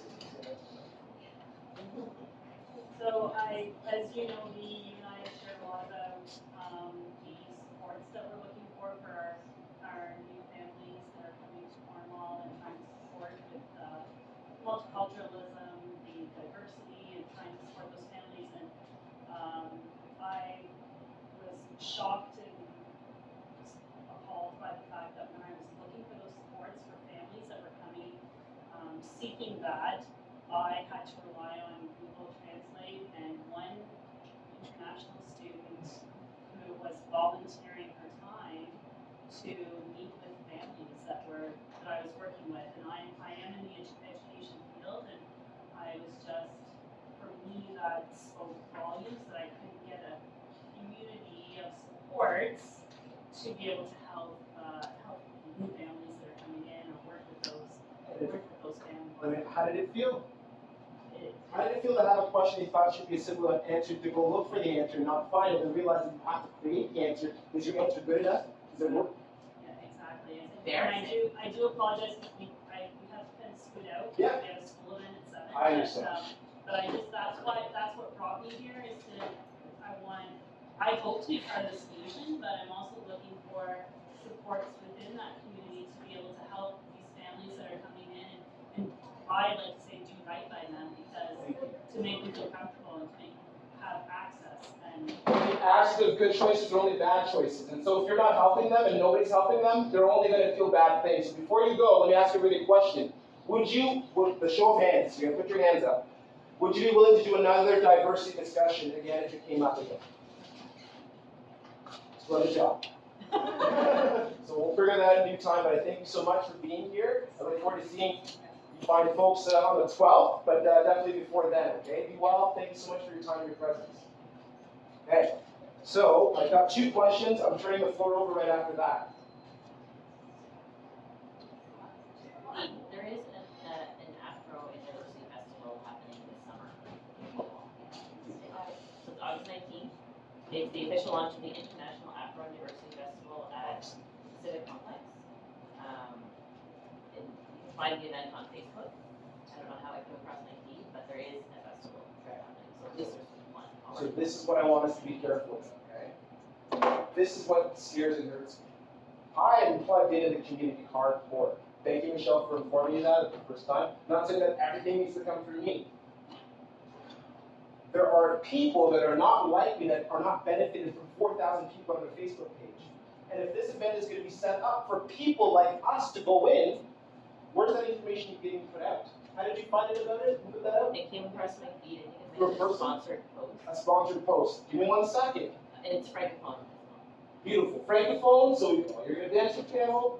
My point is, you need community partners. Ash runs Airbnb locally. You know how many doors that she covers? The Spicy Pearl can put up posters. Where are the entry points? Where are the partner spaces in the community by which we're actually dialoguing with your community groups? If you're going to have an event, you want them to come out, please put it in a place where I'm going to see it. So what I'm saying is, I try to run and help the community as much as I can, but then when it's not good enough to just, we have the extra work means you have to go into the community. Don't be shy, and make sure that you take the time to, like, if you want lessons at the web, then you need to go stand for the mosque. Okay? So what I'm saying is, thank you, Michelle, for telling me. Please go watch this thing, and what I'm saying, folks, is when you have an idea for people, please also think of the people. Go to where the people are. Ask them how they feel. And I don't want this thing to fail. I want it to be good, but I know, like, and I'm not saying that, oh, I don't know it's not going to work, but, like, holy smokes, man. There's nothing worse than putting on an event and not having anybody show up. You're not waking up tomorrow to do the same thing. Well, bless the hearts of those that do, but it's very heartbreaking. And the reason why things sometimes don't work is because we didn't plan for it. I apologize. Saw a hand. Yeah, I was saying that I saw a lot of false things and posts on Sarah Good page because I saw this on her page. There was a Cornwall page, but I wanted to mention that if you can pick it on sharing, like, who have a lot of people following them and stuff. So my friend's making a very good point. In order for these things to get out, thank you, Sarah Good. Thank you for each and every one of you that do this work. I know sometimes it looks weird. Imagine me promoting the Highland Games. I've got a kilt, by the way. I will promote the Highland Games. It doesn't have to look like me and feel like me for me to believe in it. What I'm saying is, some people are starting with very small communities. They're doing something very, very big. And if we can take the time to support it and put it out, you'll have 10,000 Spicy Pearls. Would this community benefit from having, like, so we all are on Facebook and we see, like, the restaurant reviews and always tons of posts, tons of reposts, tons of shares. Would this community benefit from a Facebook group specifically for diverse events? Keep going. Specifically for showing off diverse festivals, celebrations, holidays, so that no one has to. I live across the street from a Pakistani family. They celebrate all their festivals, all their celebrations, inside their closed doors. They don't feel like they can come out. They don't feel like the city welcomes them. We need to have, like you were saying, visual representation. There has to be. Why can't we line the Pitt Street like we do for Christmas for every holiday. You know, like there's just like get rid of this whole happy holidays thing. It's not protecting anybody. It's separating everybody. Sure. It's annoying. So I mean that's something I'm here to gladly take something on like that. I've got a hand that's over here, but before I get to this hand, Caleb is in my head. Again, I don't want to do everything, but if we had a diversity Facebook page, then it's not the same as our diversity Cornwall page, okay, folks? Yeah. We're a bit different. This is important. Yeah. If we had a page like that, would you folks, by a raise of hands, yes being a raise of hands, would you help support that page? So that people like us who may not, we have a place to go into, know it's safe, that we can get that message out and nobody's gonna, I will set houses on fire if they want to say something, it'll be me, I'll defend it, but what I'm saying is they also, if I'm sleeping, somebody else is gonna be like, no, you can't talk like that, we're gonna do this thing, this is important. We're gonna need a lot of moderators. As I'm saying, will we benefit, will the city benefit? Absolutely. Will it embrace it? No. And unfortunately, it is going to create another space in this town for all these bigots to harass, because the level of harassment that's happening in Cornwall right now is at max. And the reason, And if we give them another group, then it's just gonna go. which one part, Where to change systemic and structure. Oh, 100%. I'd say honestly, Absolutely. And there's already organizations in town trying to do that. welcome that their are being bigots attacked. into the conversation. Correct them and educate them. Who cares? Don't scare them. Let them come in. I'll make a group and I'll moderate the hell out of it. I'll fight every bit. But what they say is harmful to people. Yeah. Yeah, And absolutely. it escalates, right? It doesn't end up saying things if they don't get the response that they want, like it's happening now in our community that is escalating to violence, to threats, to people feeling unsafe. sorry, So it's like leaving the Facebook groups and going into people's homes. For Right. the Facebook page, and what if it was like just like all events, but there's like a really big effort to include and promote diverse events? Yeah. And putting everything in there, then it's like it kind of eliminates that, it's all like. only people of color, Yeah. I agree with that. Just based on my experience, you basically have to have a lot of mods, and you need to have post approval. Yeah. Or like no comment. Sure. Good comment, that might work. So We have a lot of here's- angry reacts, but. So the only challenge with, it's just me. If I am new to the community and I come into a post and I'm actually, oh, this is kind of neat. Do I want to say something I kind of do? Oh, I can't make comments? No. And I know exactly what you folks are talking about and I'm with you. There's a way we'll figure this out together, but I do believe that there's certain things that we have to be aware of, things that we're not. We don't want to change things. I'm sorry. Yeah, I was gonna say that I find like Cornwall, in particularly from the different communities that I've lived in and visited and had the privilege to go to, Cornwall is so disconnected. And a big reason is because of media. I find this community heavily relies on media. I find the people that need to show up hide behind their Facebook pages and their Instagram pages. Sarah, thank you for showing up, but there's a lot of big community partners that just don't show up. And where are they? Thank you. So that's Appreciate like, your observation. I don't know, we're disconnected, but the people that need to be at these conversations are never here. So, I know that I silenced somebody for a moment, but I'm going to talk about this for a second. As a person who's been on many events, especially in this space, I've watched people drive by the window, look in and be like, oh, is it actually happening? People would drive by before they would show up. Okay? People are aware that something's going on, but what they want to see first is that people are actually in the space. You know what they say as they go by? I'll go to the next one.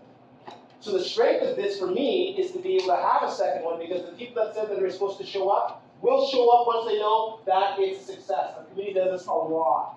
Please. Yeah, you have also to communicate on it, so I know that even me, I go to any next event because I've seen that, this has happened, so like that. From a month or something, like, so I plan to go for it. Communication also. It's very important. Yeah. Thank you. What we do. I'm going to talk about communication in a second, too. I know you're doing a youth thing next week, that's part of the reason I came this week, I go home business, right, and I teach in high school. The reason I came was to be informed about this, so I can better inform my audience, so then we can promote for next week. But one of the things that I think that makes it really important is because, so my children were all born here. And, my friend, her children were all born here. And, her daughter who's a lesbian and my daughter who's bisexual, her best friend who's a lesbian, do not want to separate. They have no intention of separating. brain drain, lots of kids, futures, please. I don't know if everybody knows about the organization that I'm on the board of. It's Curia, the Coalition for Unity, Respect, Equity, and Equality for All. We do try to make a point of sharing any cultural event, any event by people of color in the community.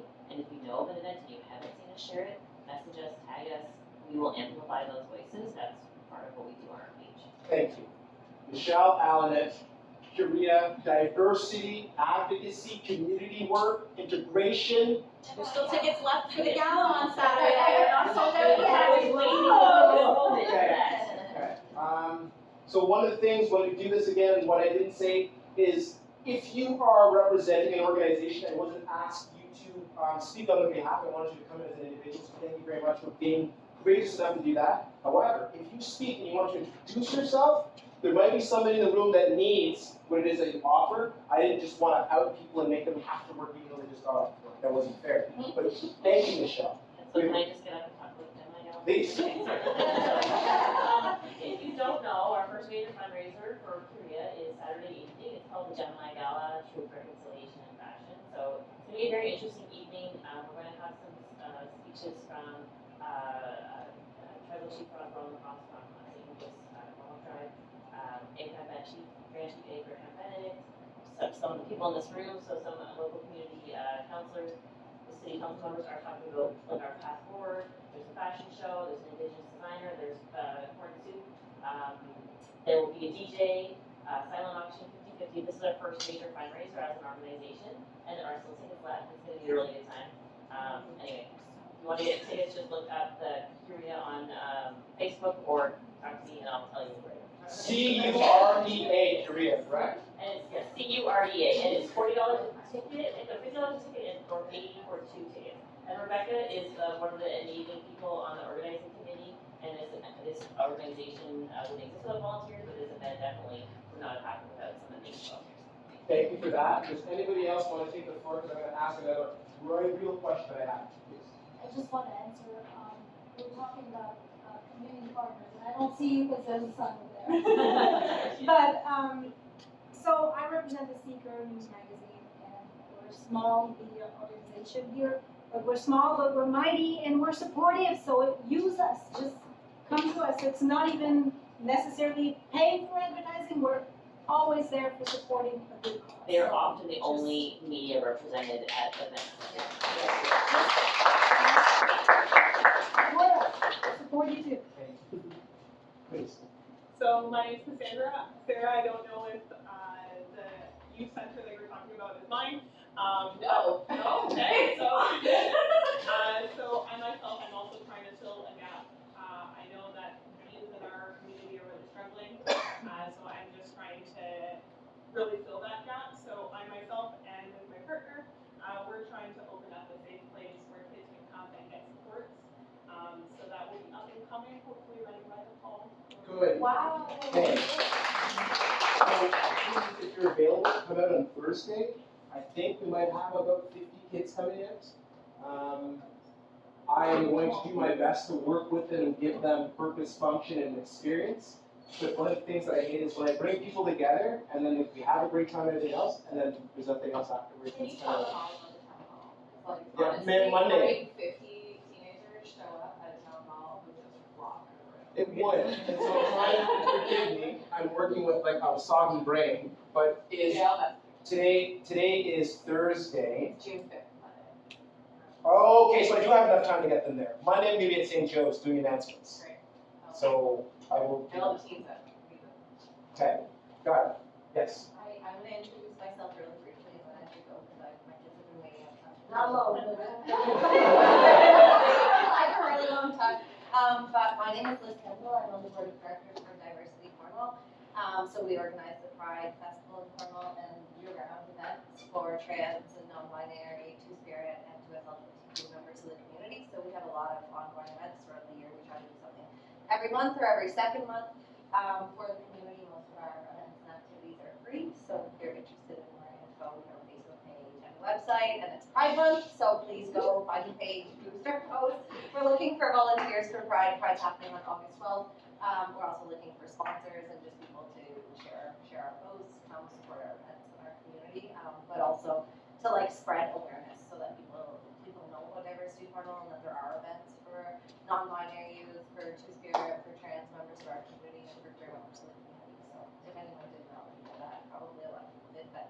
Thank you for being here.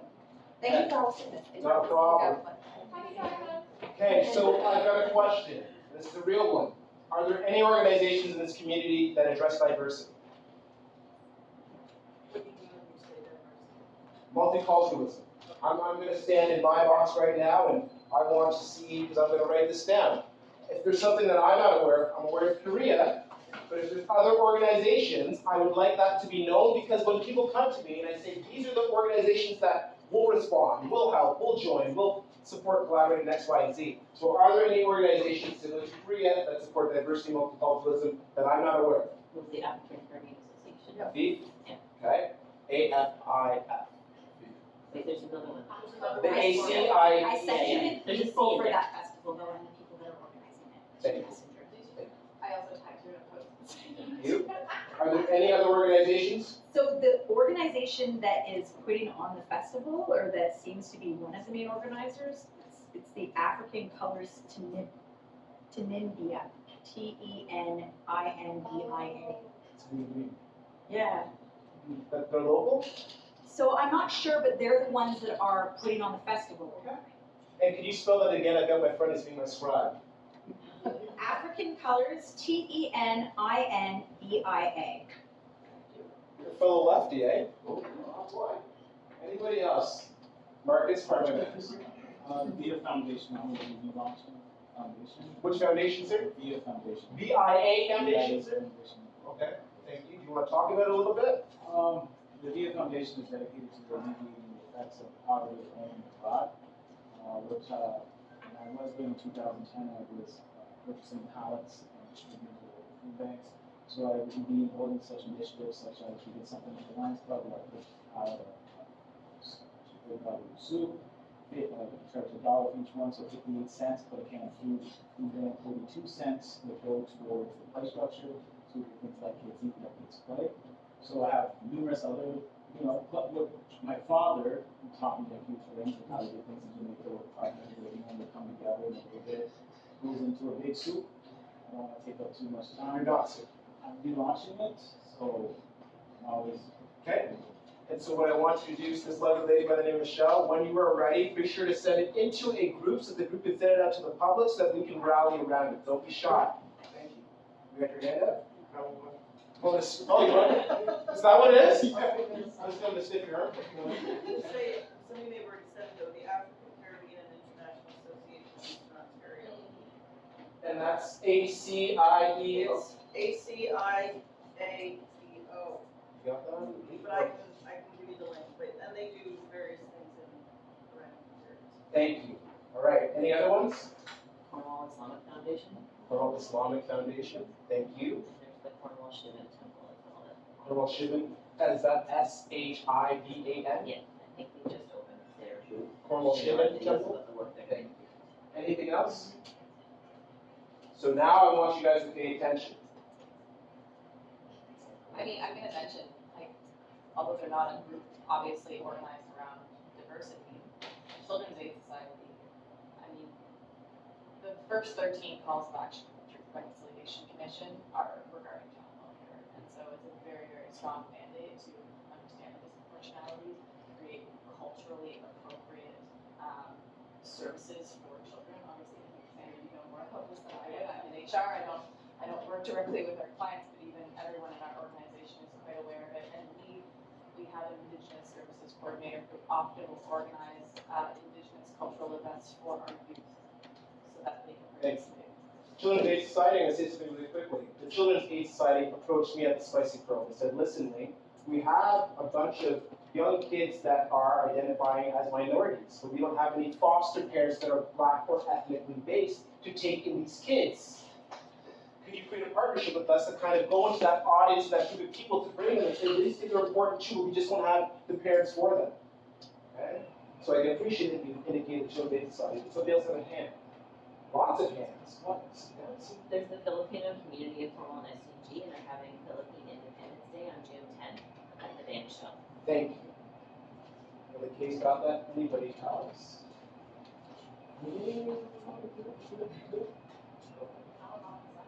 Well, yes. Oh, the Friendship Center, and they're always doing events.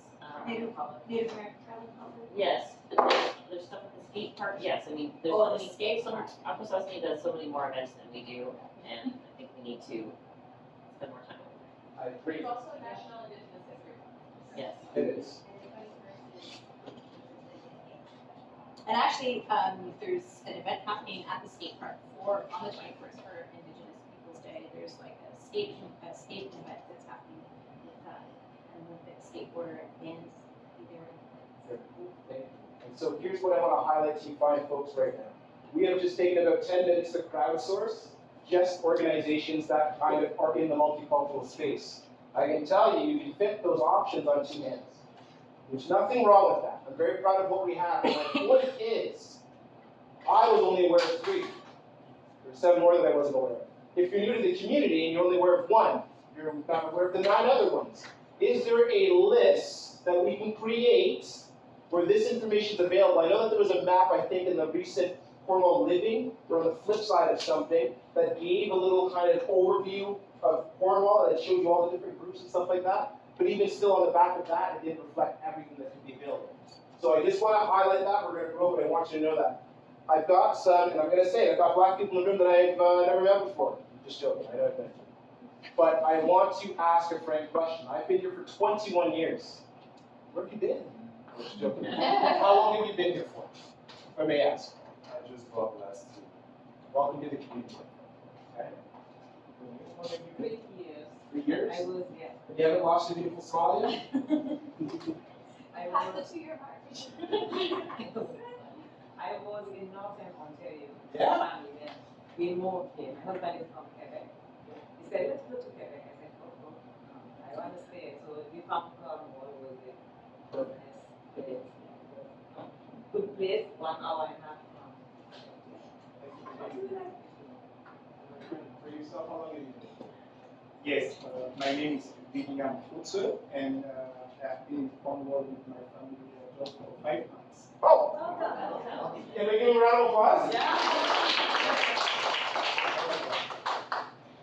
Whew. So, the reason why I asked that question is, I'm one tenacious person, and I have nowhere to go after Cornwall. I ran away to Cornwall. And so, when you're poor, you don't have options. So this is where my home has been for many years, and it's given me so much.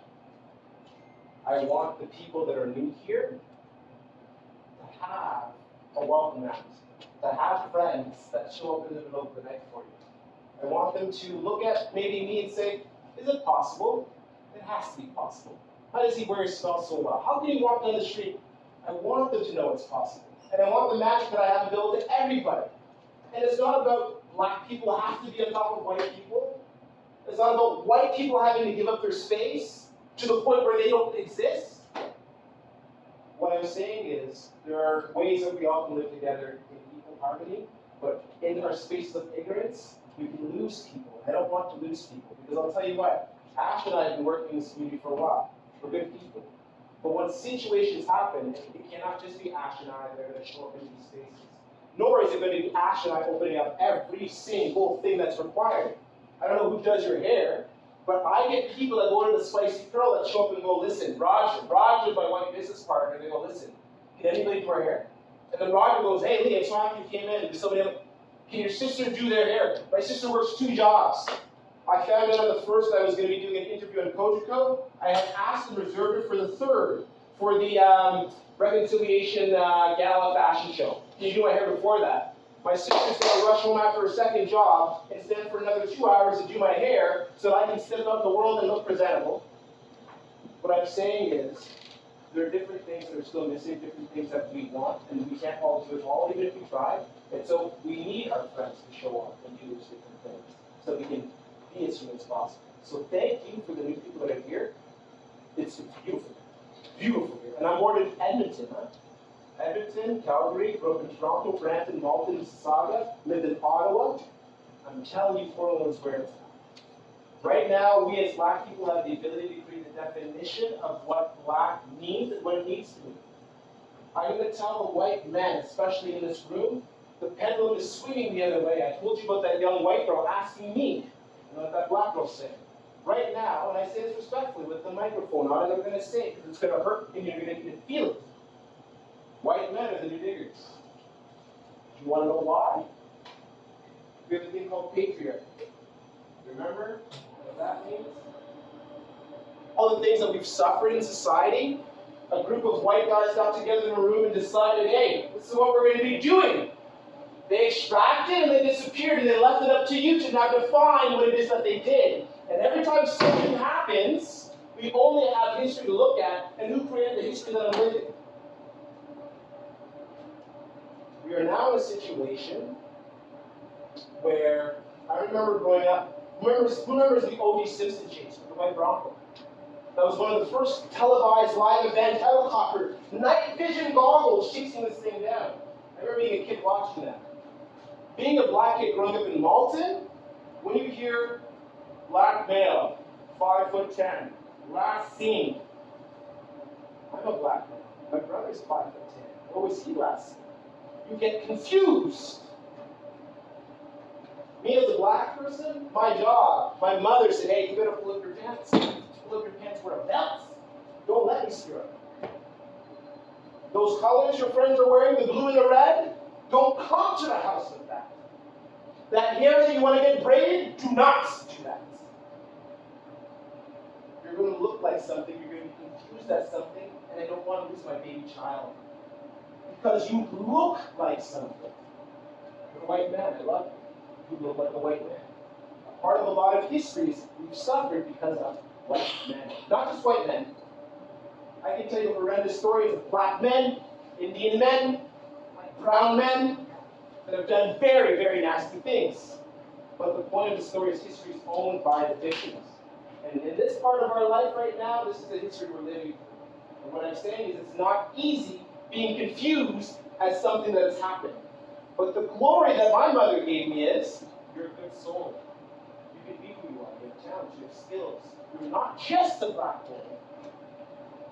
You're not just a black man. You're a good soul. You're not just a white man. Okay? My point is, we are all going to go through this together. We're going to have to figure it out. But I'm not throwing the baby out with the bathwater.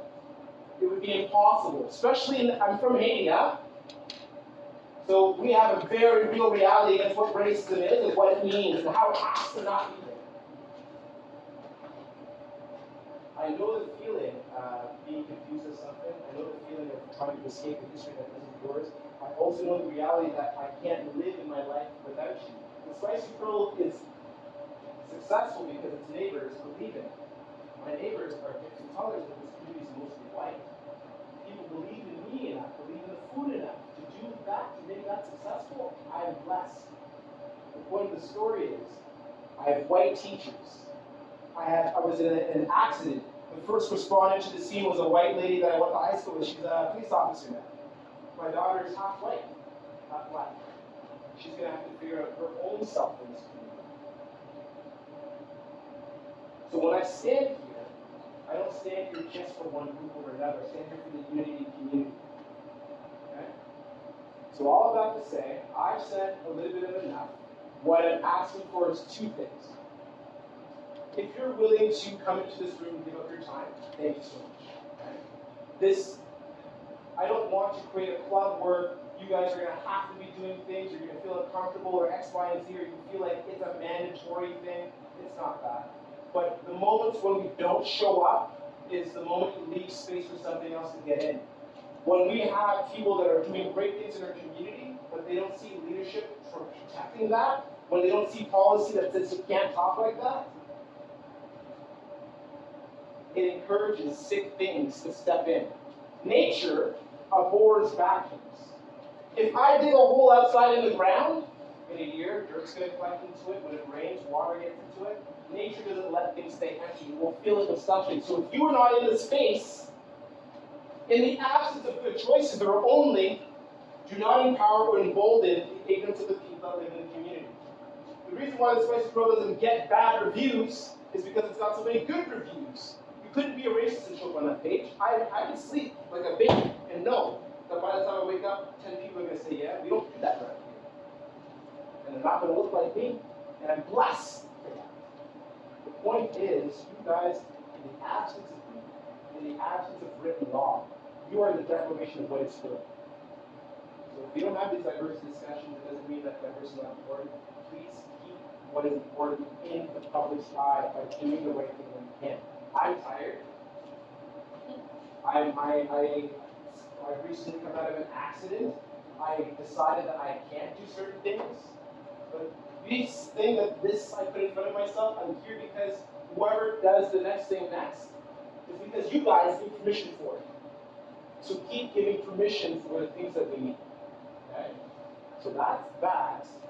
Before we depart, this is where I earn my cookie at the end of the day. This is survey information, and it's going to be emailed to you. But what you're going to be able to do, what I'm hoping for, there are 3 spaces in society that we can affect. There's your home space. Me, as a beginner, I can't tell you what you can do in your house. The second space are common spaces like this. They're governed by laws. I can't walk in here without my pants, so they can pick up the phone, and the police will come and say, you are breaking the law. So there are things that govern this space. We can affect what happens in this space. At work, at schools, policies, procedures, there are things that can tell you how to operate. I can't be discriminative to you based on your gender, because our space has policies and practices. Okay? This survey is going to ask you questions about your workspace and your home life. If in your workspace there are certain things that are missing, you can take the survey to your HR and say, hey, I did this really cool thing, would you be willing to do it? And it'll give them ideas. It'll put an idea in their head that something is missing. This is low-hanging fruit. This is something that you can share. Right? The information that you are going to get from this is going to give you insight as to what else can happen in other places. Once we start affecting, once we start making the idea that we don't stand for that, what did I say earlier? I asked you poutine pasta burger, right? Poutine pasta pizza. Those that are from Cornwall understand the joke because once upon a time that's all that was available to say. Poutine pasta pizza. Right? So what I'm saying is we can only laugh about that because it's culturally known, culturally encouraged, culturally supported. We all have a favorite pizza place. We know the place that gives you a little dough ball. So what I'm saying is, you do it enough, it becomes a part of who you are.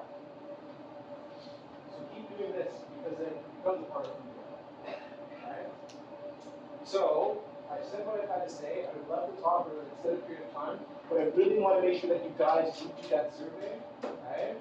I don't know what I'm going to do next, but I would like for that information to come back to me in some way, shape, or form so that I can tabulate it. And I can keep that and say, out of that diversity discussion, this is what the information came back was regarding this thing. What does that look like on a wider scale? Because the only way I can get the powers that be to do anything, you have to quantify to demystify. How many black people do they have in the community? I used to count black people. That was my thing. In high school? Let me ask you guys a question. When you guys are walking down the road, you walk into black people, do they give you the nod? Absolutely. Yes! Shit, man. Around the world. Naturally, but it's present here. Let me tell you something that I have experienced from a small town. You're not going to get this in Toronto. And I think it's beautiful. Have you guys ever had the experience where you're driving down the road and the person driving towards you waves at you and you don't know them? Yeah. Oh, that's a small town thing. And when we extend that feeling, we all have that feeling, feel comfortable, feel good. Man, you can't beat that. Do you know how good it feels to be like a black person, doesn't know anybody, and somebody smiles at you? Holy shit, me? And I'm not saying because I'm black, I'm always sad, but what I'm saying is, as if you notice me, you share this thing with me. And I get it from a black, we're like, yeah, man, we're saying, yeah. You're not going to have people just having parties in their house by themselves because they think they're not going to be welcome, they're being made fun of. I can do almost anything in this community because I feel empowered to do so. I can lift this community to anywhere I feel because I know what the work of that is. I feel like I can get on fire for my community because my community has been on fire for me. Do you want to know what protects you? It's something I learned very carefully. If my neighbor is safe, I am safe. If I'm playing music in my house and my neighbor's like, that's game maker music, and they pick up the phone and they call the cops. But if I've gone over in the wintertime and I've shoveled your driveway and they've come over in the summertime, I'm not home, they've cut my grass, they're doing this thing, they feel safe, I feel safe, I'm playing my music, that's just safe. Do you see how quickly the knock-on effect happens? So, is there anything that I can take from you folks while I'm here? Is there anything that I can do on that? I would leave the floor open if you want to have a larger, wider discussion. Please. As a newcomer, and, as you live elsewhere, are you going to pull all those little names or like a repository of all that somewhere that I can have access to? Thank you for answering that question. I've been working very hard. I've been asking people to send me their emails so that I can keep it as a collection so that when we do these things, we have an email list that we can actually utilize. So I'm going to ask this question honestly. It's me, and I only want to do good things. But raise your hand in this room if the email address that you've given me I can't utilize for these kinds of things. If somebody wants to work and do good things in the community, what I'd like to do is I wanted to take all of these emails and give it to Curia and the Social Development Council. Because I don't want to be the keeper, okay? To an extent. But if a gentleman like this says, hey, and he comes to Curia, and you vet his idea, you go, that's not bad. Yes, my answer to you is yes, but in a responsible way, there are going to be places and spaces where this information is available because I don't want to be the ego. Does that make sense? My answer to you is yes. We're going to have to find a way to make it. I got to collect everything again, put an Excel sheet, and email it. That's my job. Does that make sense? Do you have all of that? No way. Should we take a piece of paper and Pass pass it it around and put our contact information on it? Should I suggest that all of us comment on these most recent posts about this event to say that we were here, so that if there's someone you want to connect with on Facebook, then you can find them? Okay, so I'm going to say this loud. I think this idea works better. On my most recent, so some people don't have it on Facebook. I know. It's okay, we're going to improve in a second. Yeah, okay, let me do that. I'm just going to write my name. There we go. Oh, I'm gonna help you with this. Please.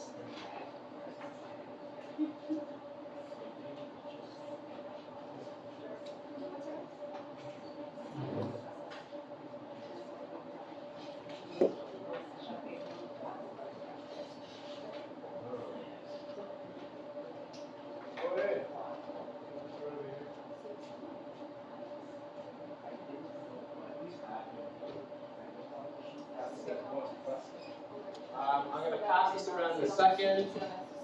So the instruction, please, leave Peter on Facebook. Everybody that's here, go and like it, go and comment on it. Anybody that's going to be there, we can extract our information and become friends through that post. Okay? Please go to my page, like, comment on the last post that we know that we were in this week. Why do we have so many different Facebook profiles? Have you ever had like me having a conversation with you, a different one from different profiles at the same time? I was like, I sent him a list of organizations. I'm like, where do I send this to? Like, what email? Safety, that's why I have to.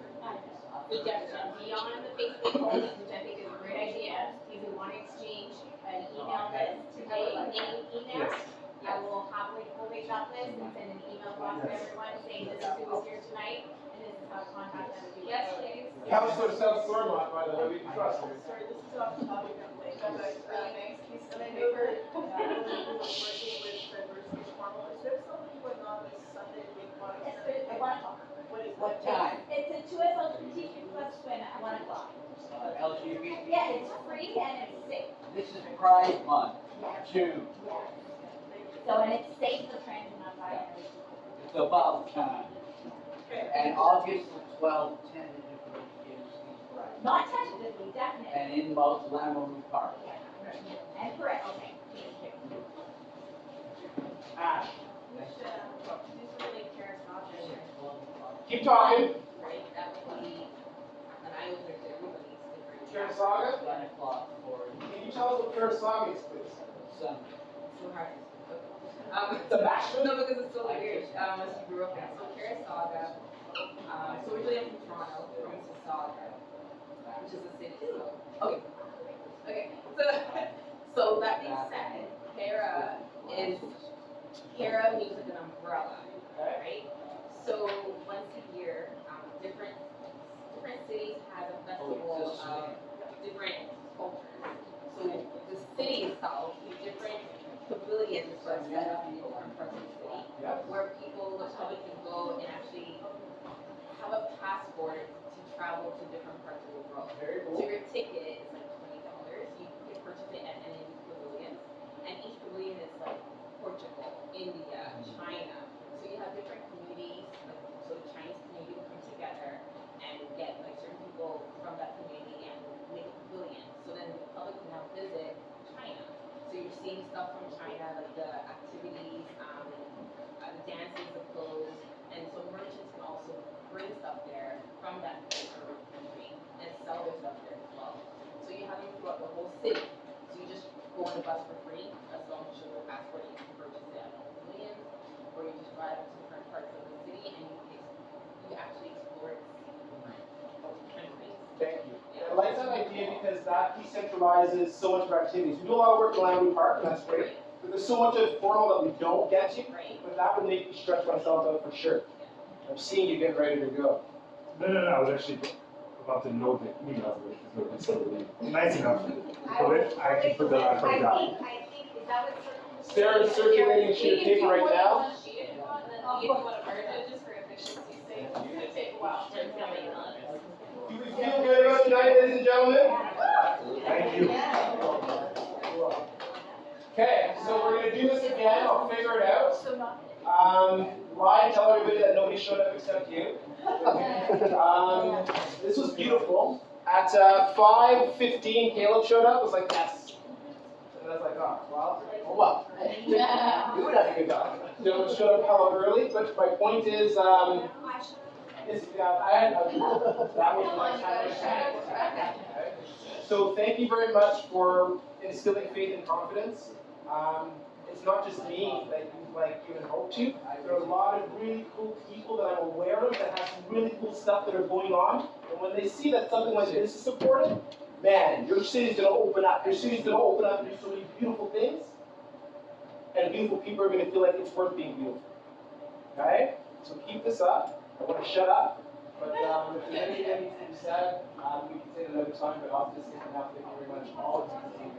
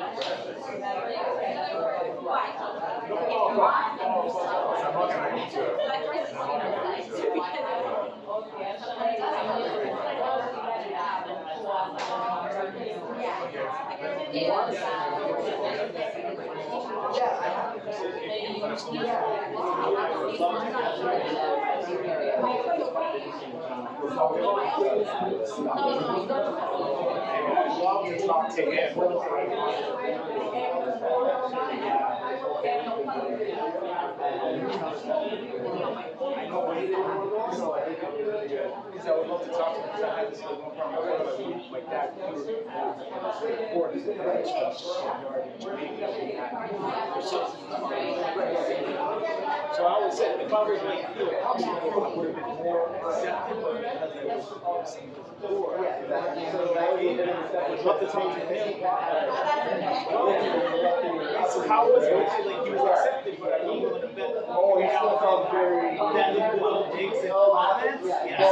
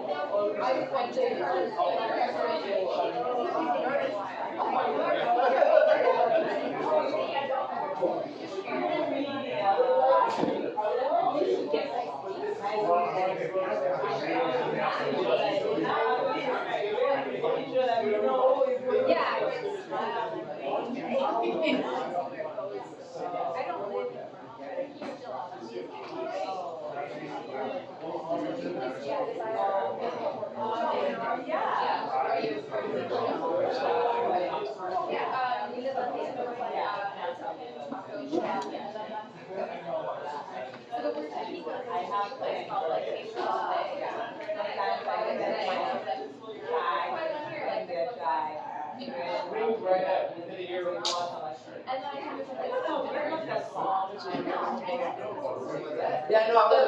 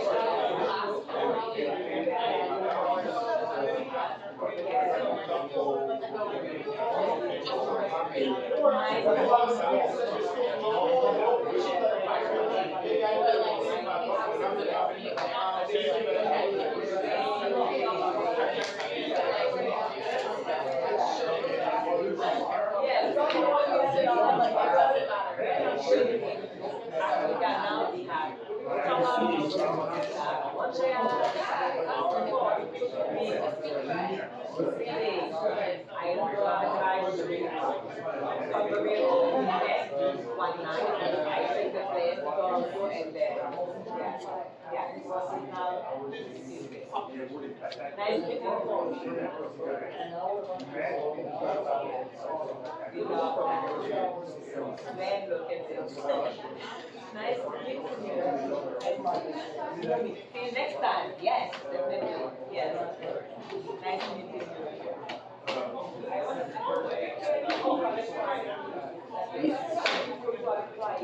Okay.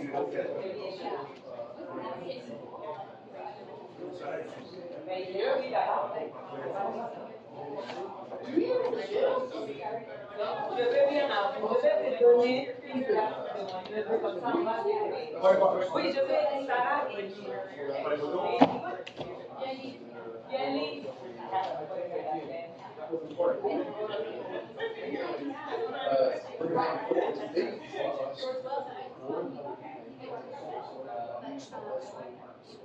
Keep one to yourself, but you share a very public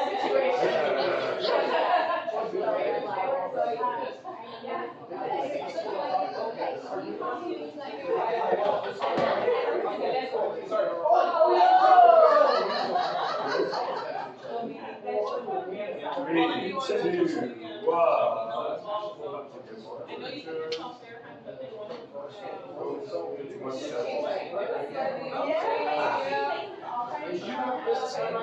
Not yet, well. I'm gonna communicate with you.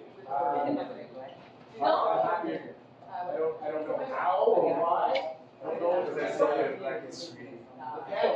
at the library. Yeah. You just send out a random email and my email. How did you find it? No, we put the church at,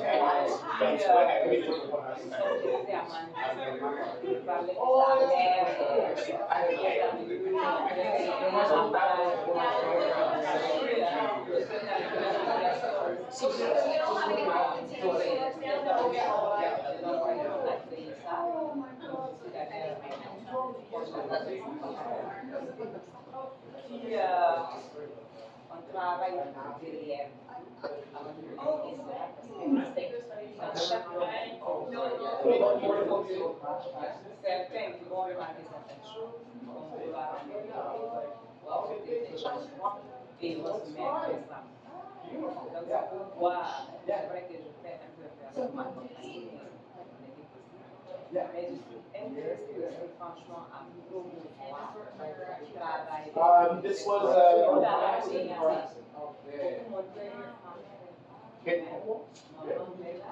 Second Street. Come on, c'est pas où aller.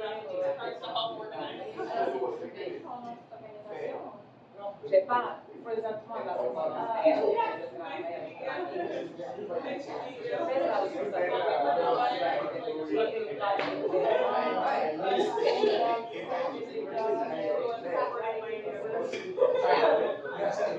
en the past couple of years. Let's read that. This one. Why does it feel good? I want to have African music. I want to jump. I want my daughter to sing. C'est ça. Mais je sais que moi, je pensais pas être comme ça. Mais les situations m'amènent de là. Non, non. Mais moi, je m'amène toute la vie. Et c'est très fort parce que donc ça fait que j'ai rien à faire, je me suis bon ce que je fais. Ça va encourager d'autres personnes aussi. Parce qu'on a fait donc je vais voir samedi.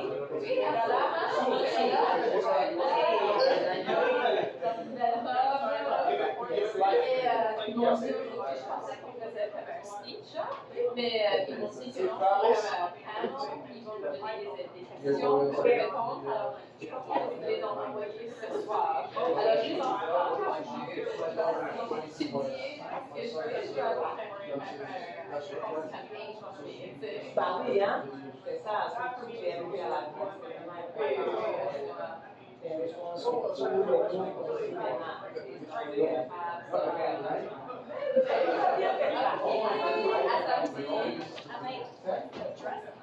Hey there, how are you,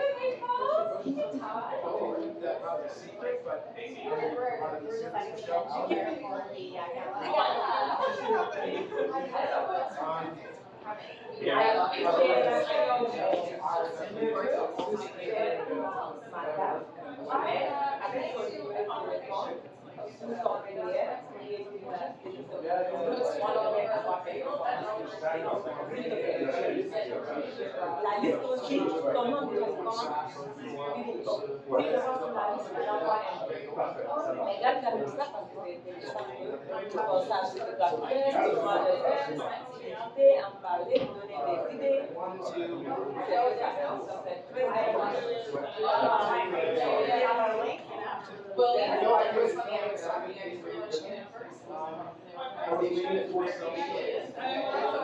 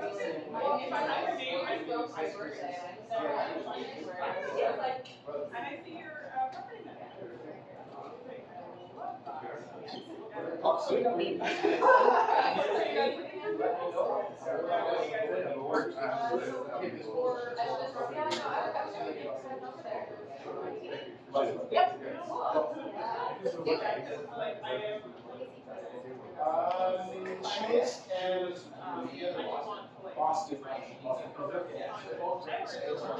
Okay.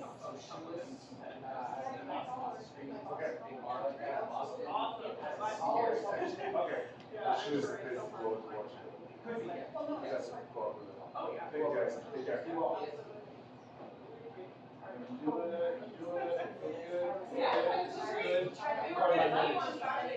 Saturday is the it is the gala. Yes, take it free. Actually, we had a perfect week before it left. So flying the wall, the responsibility at the same time, you can see like there's something. I like have There's an energy. That's what I have to We do. can build that. That's what I just, yeah. We have to go now. We had the art knowledge. See you later, thank you, take care. The one with the gala too? Yeah. I'll be there. You're the one with the I'm gala. leaning on, yeah, I can be there. Are you talking about the gala? I am. I have breakfast and make you a shirt now. We're excited to see you. I mean, a lot of like. You're We're excited to see my new model. Yes. So very good. Husband. Oh yeah, so we went to yoga on Sunday, and he's like, this is how it's gonna walk. I said, no. So we're like, I was like, oh, we're gonna make you signs and like be like, that new. I want to make him laugh. He said he's gonna be serious about my Yeah, I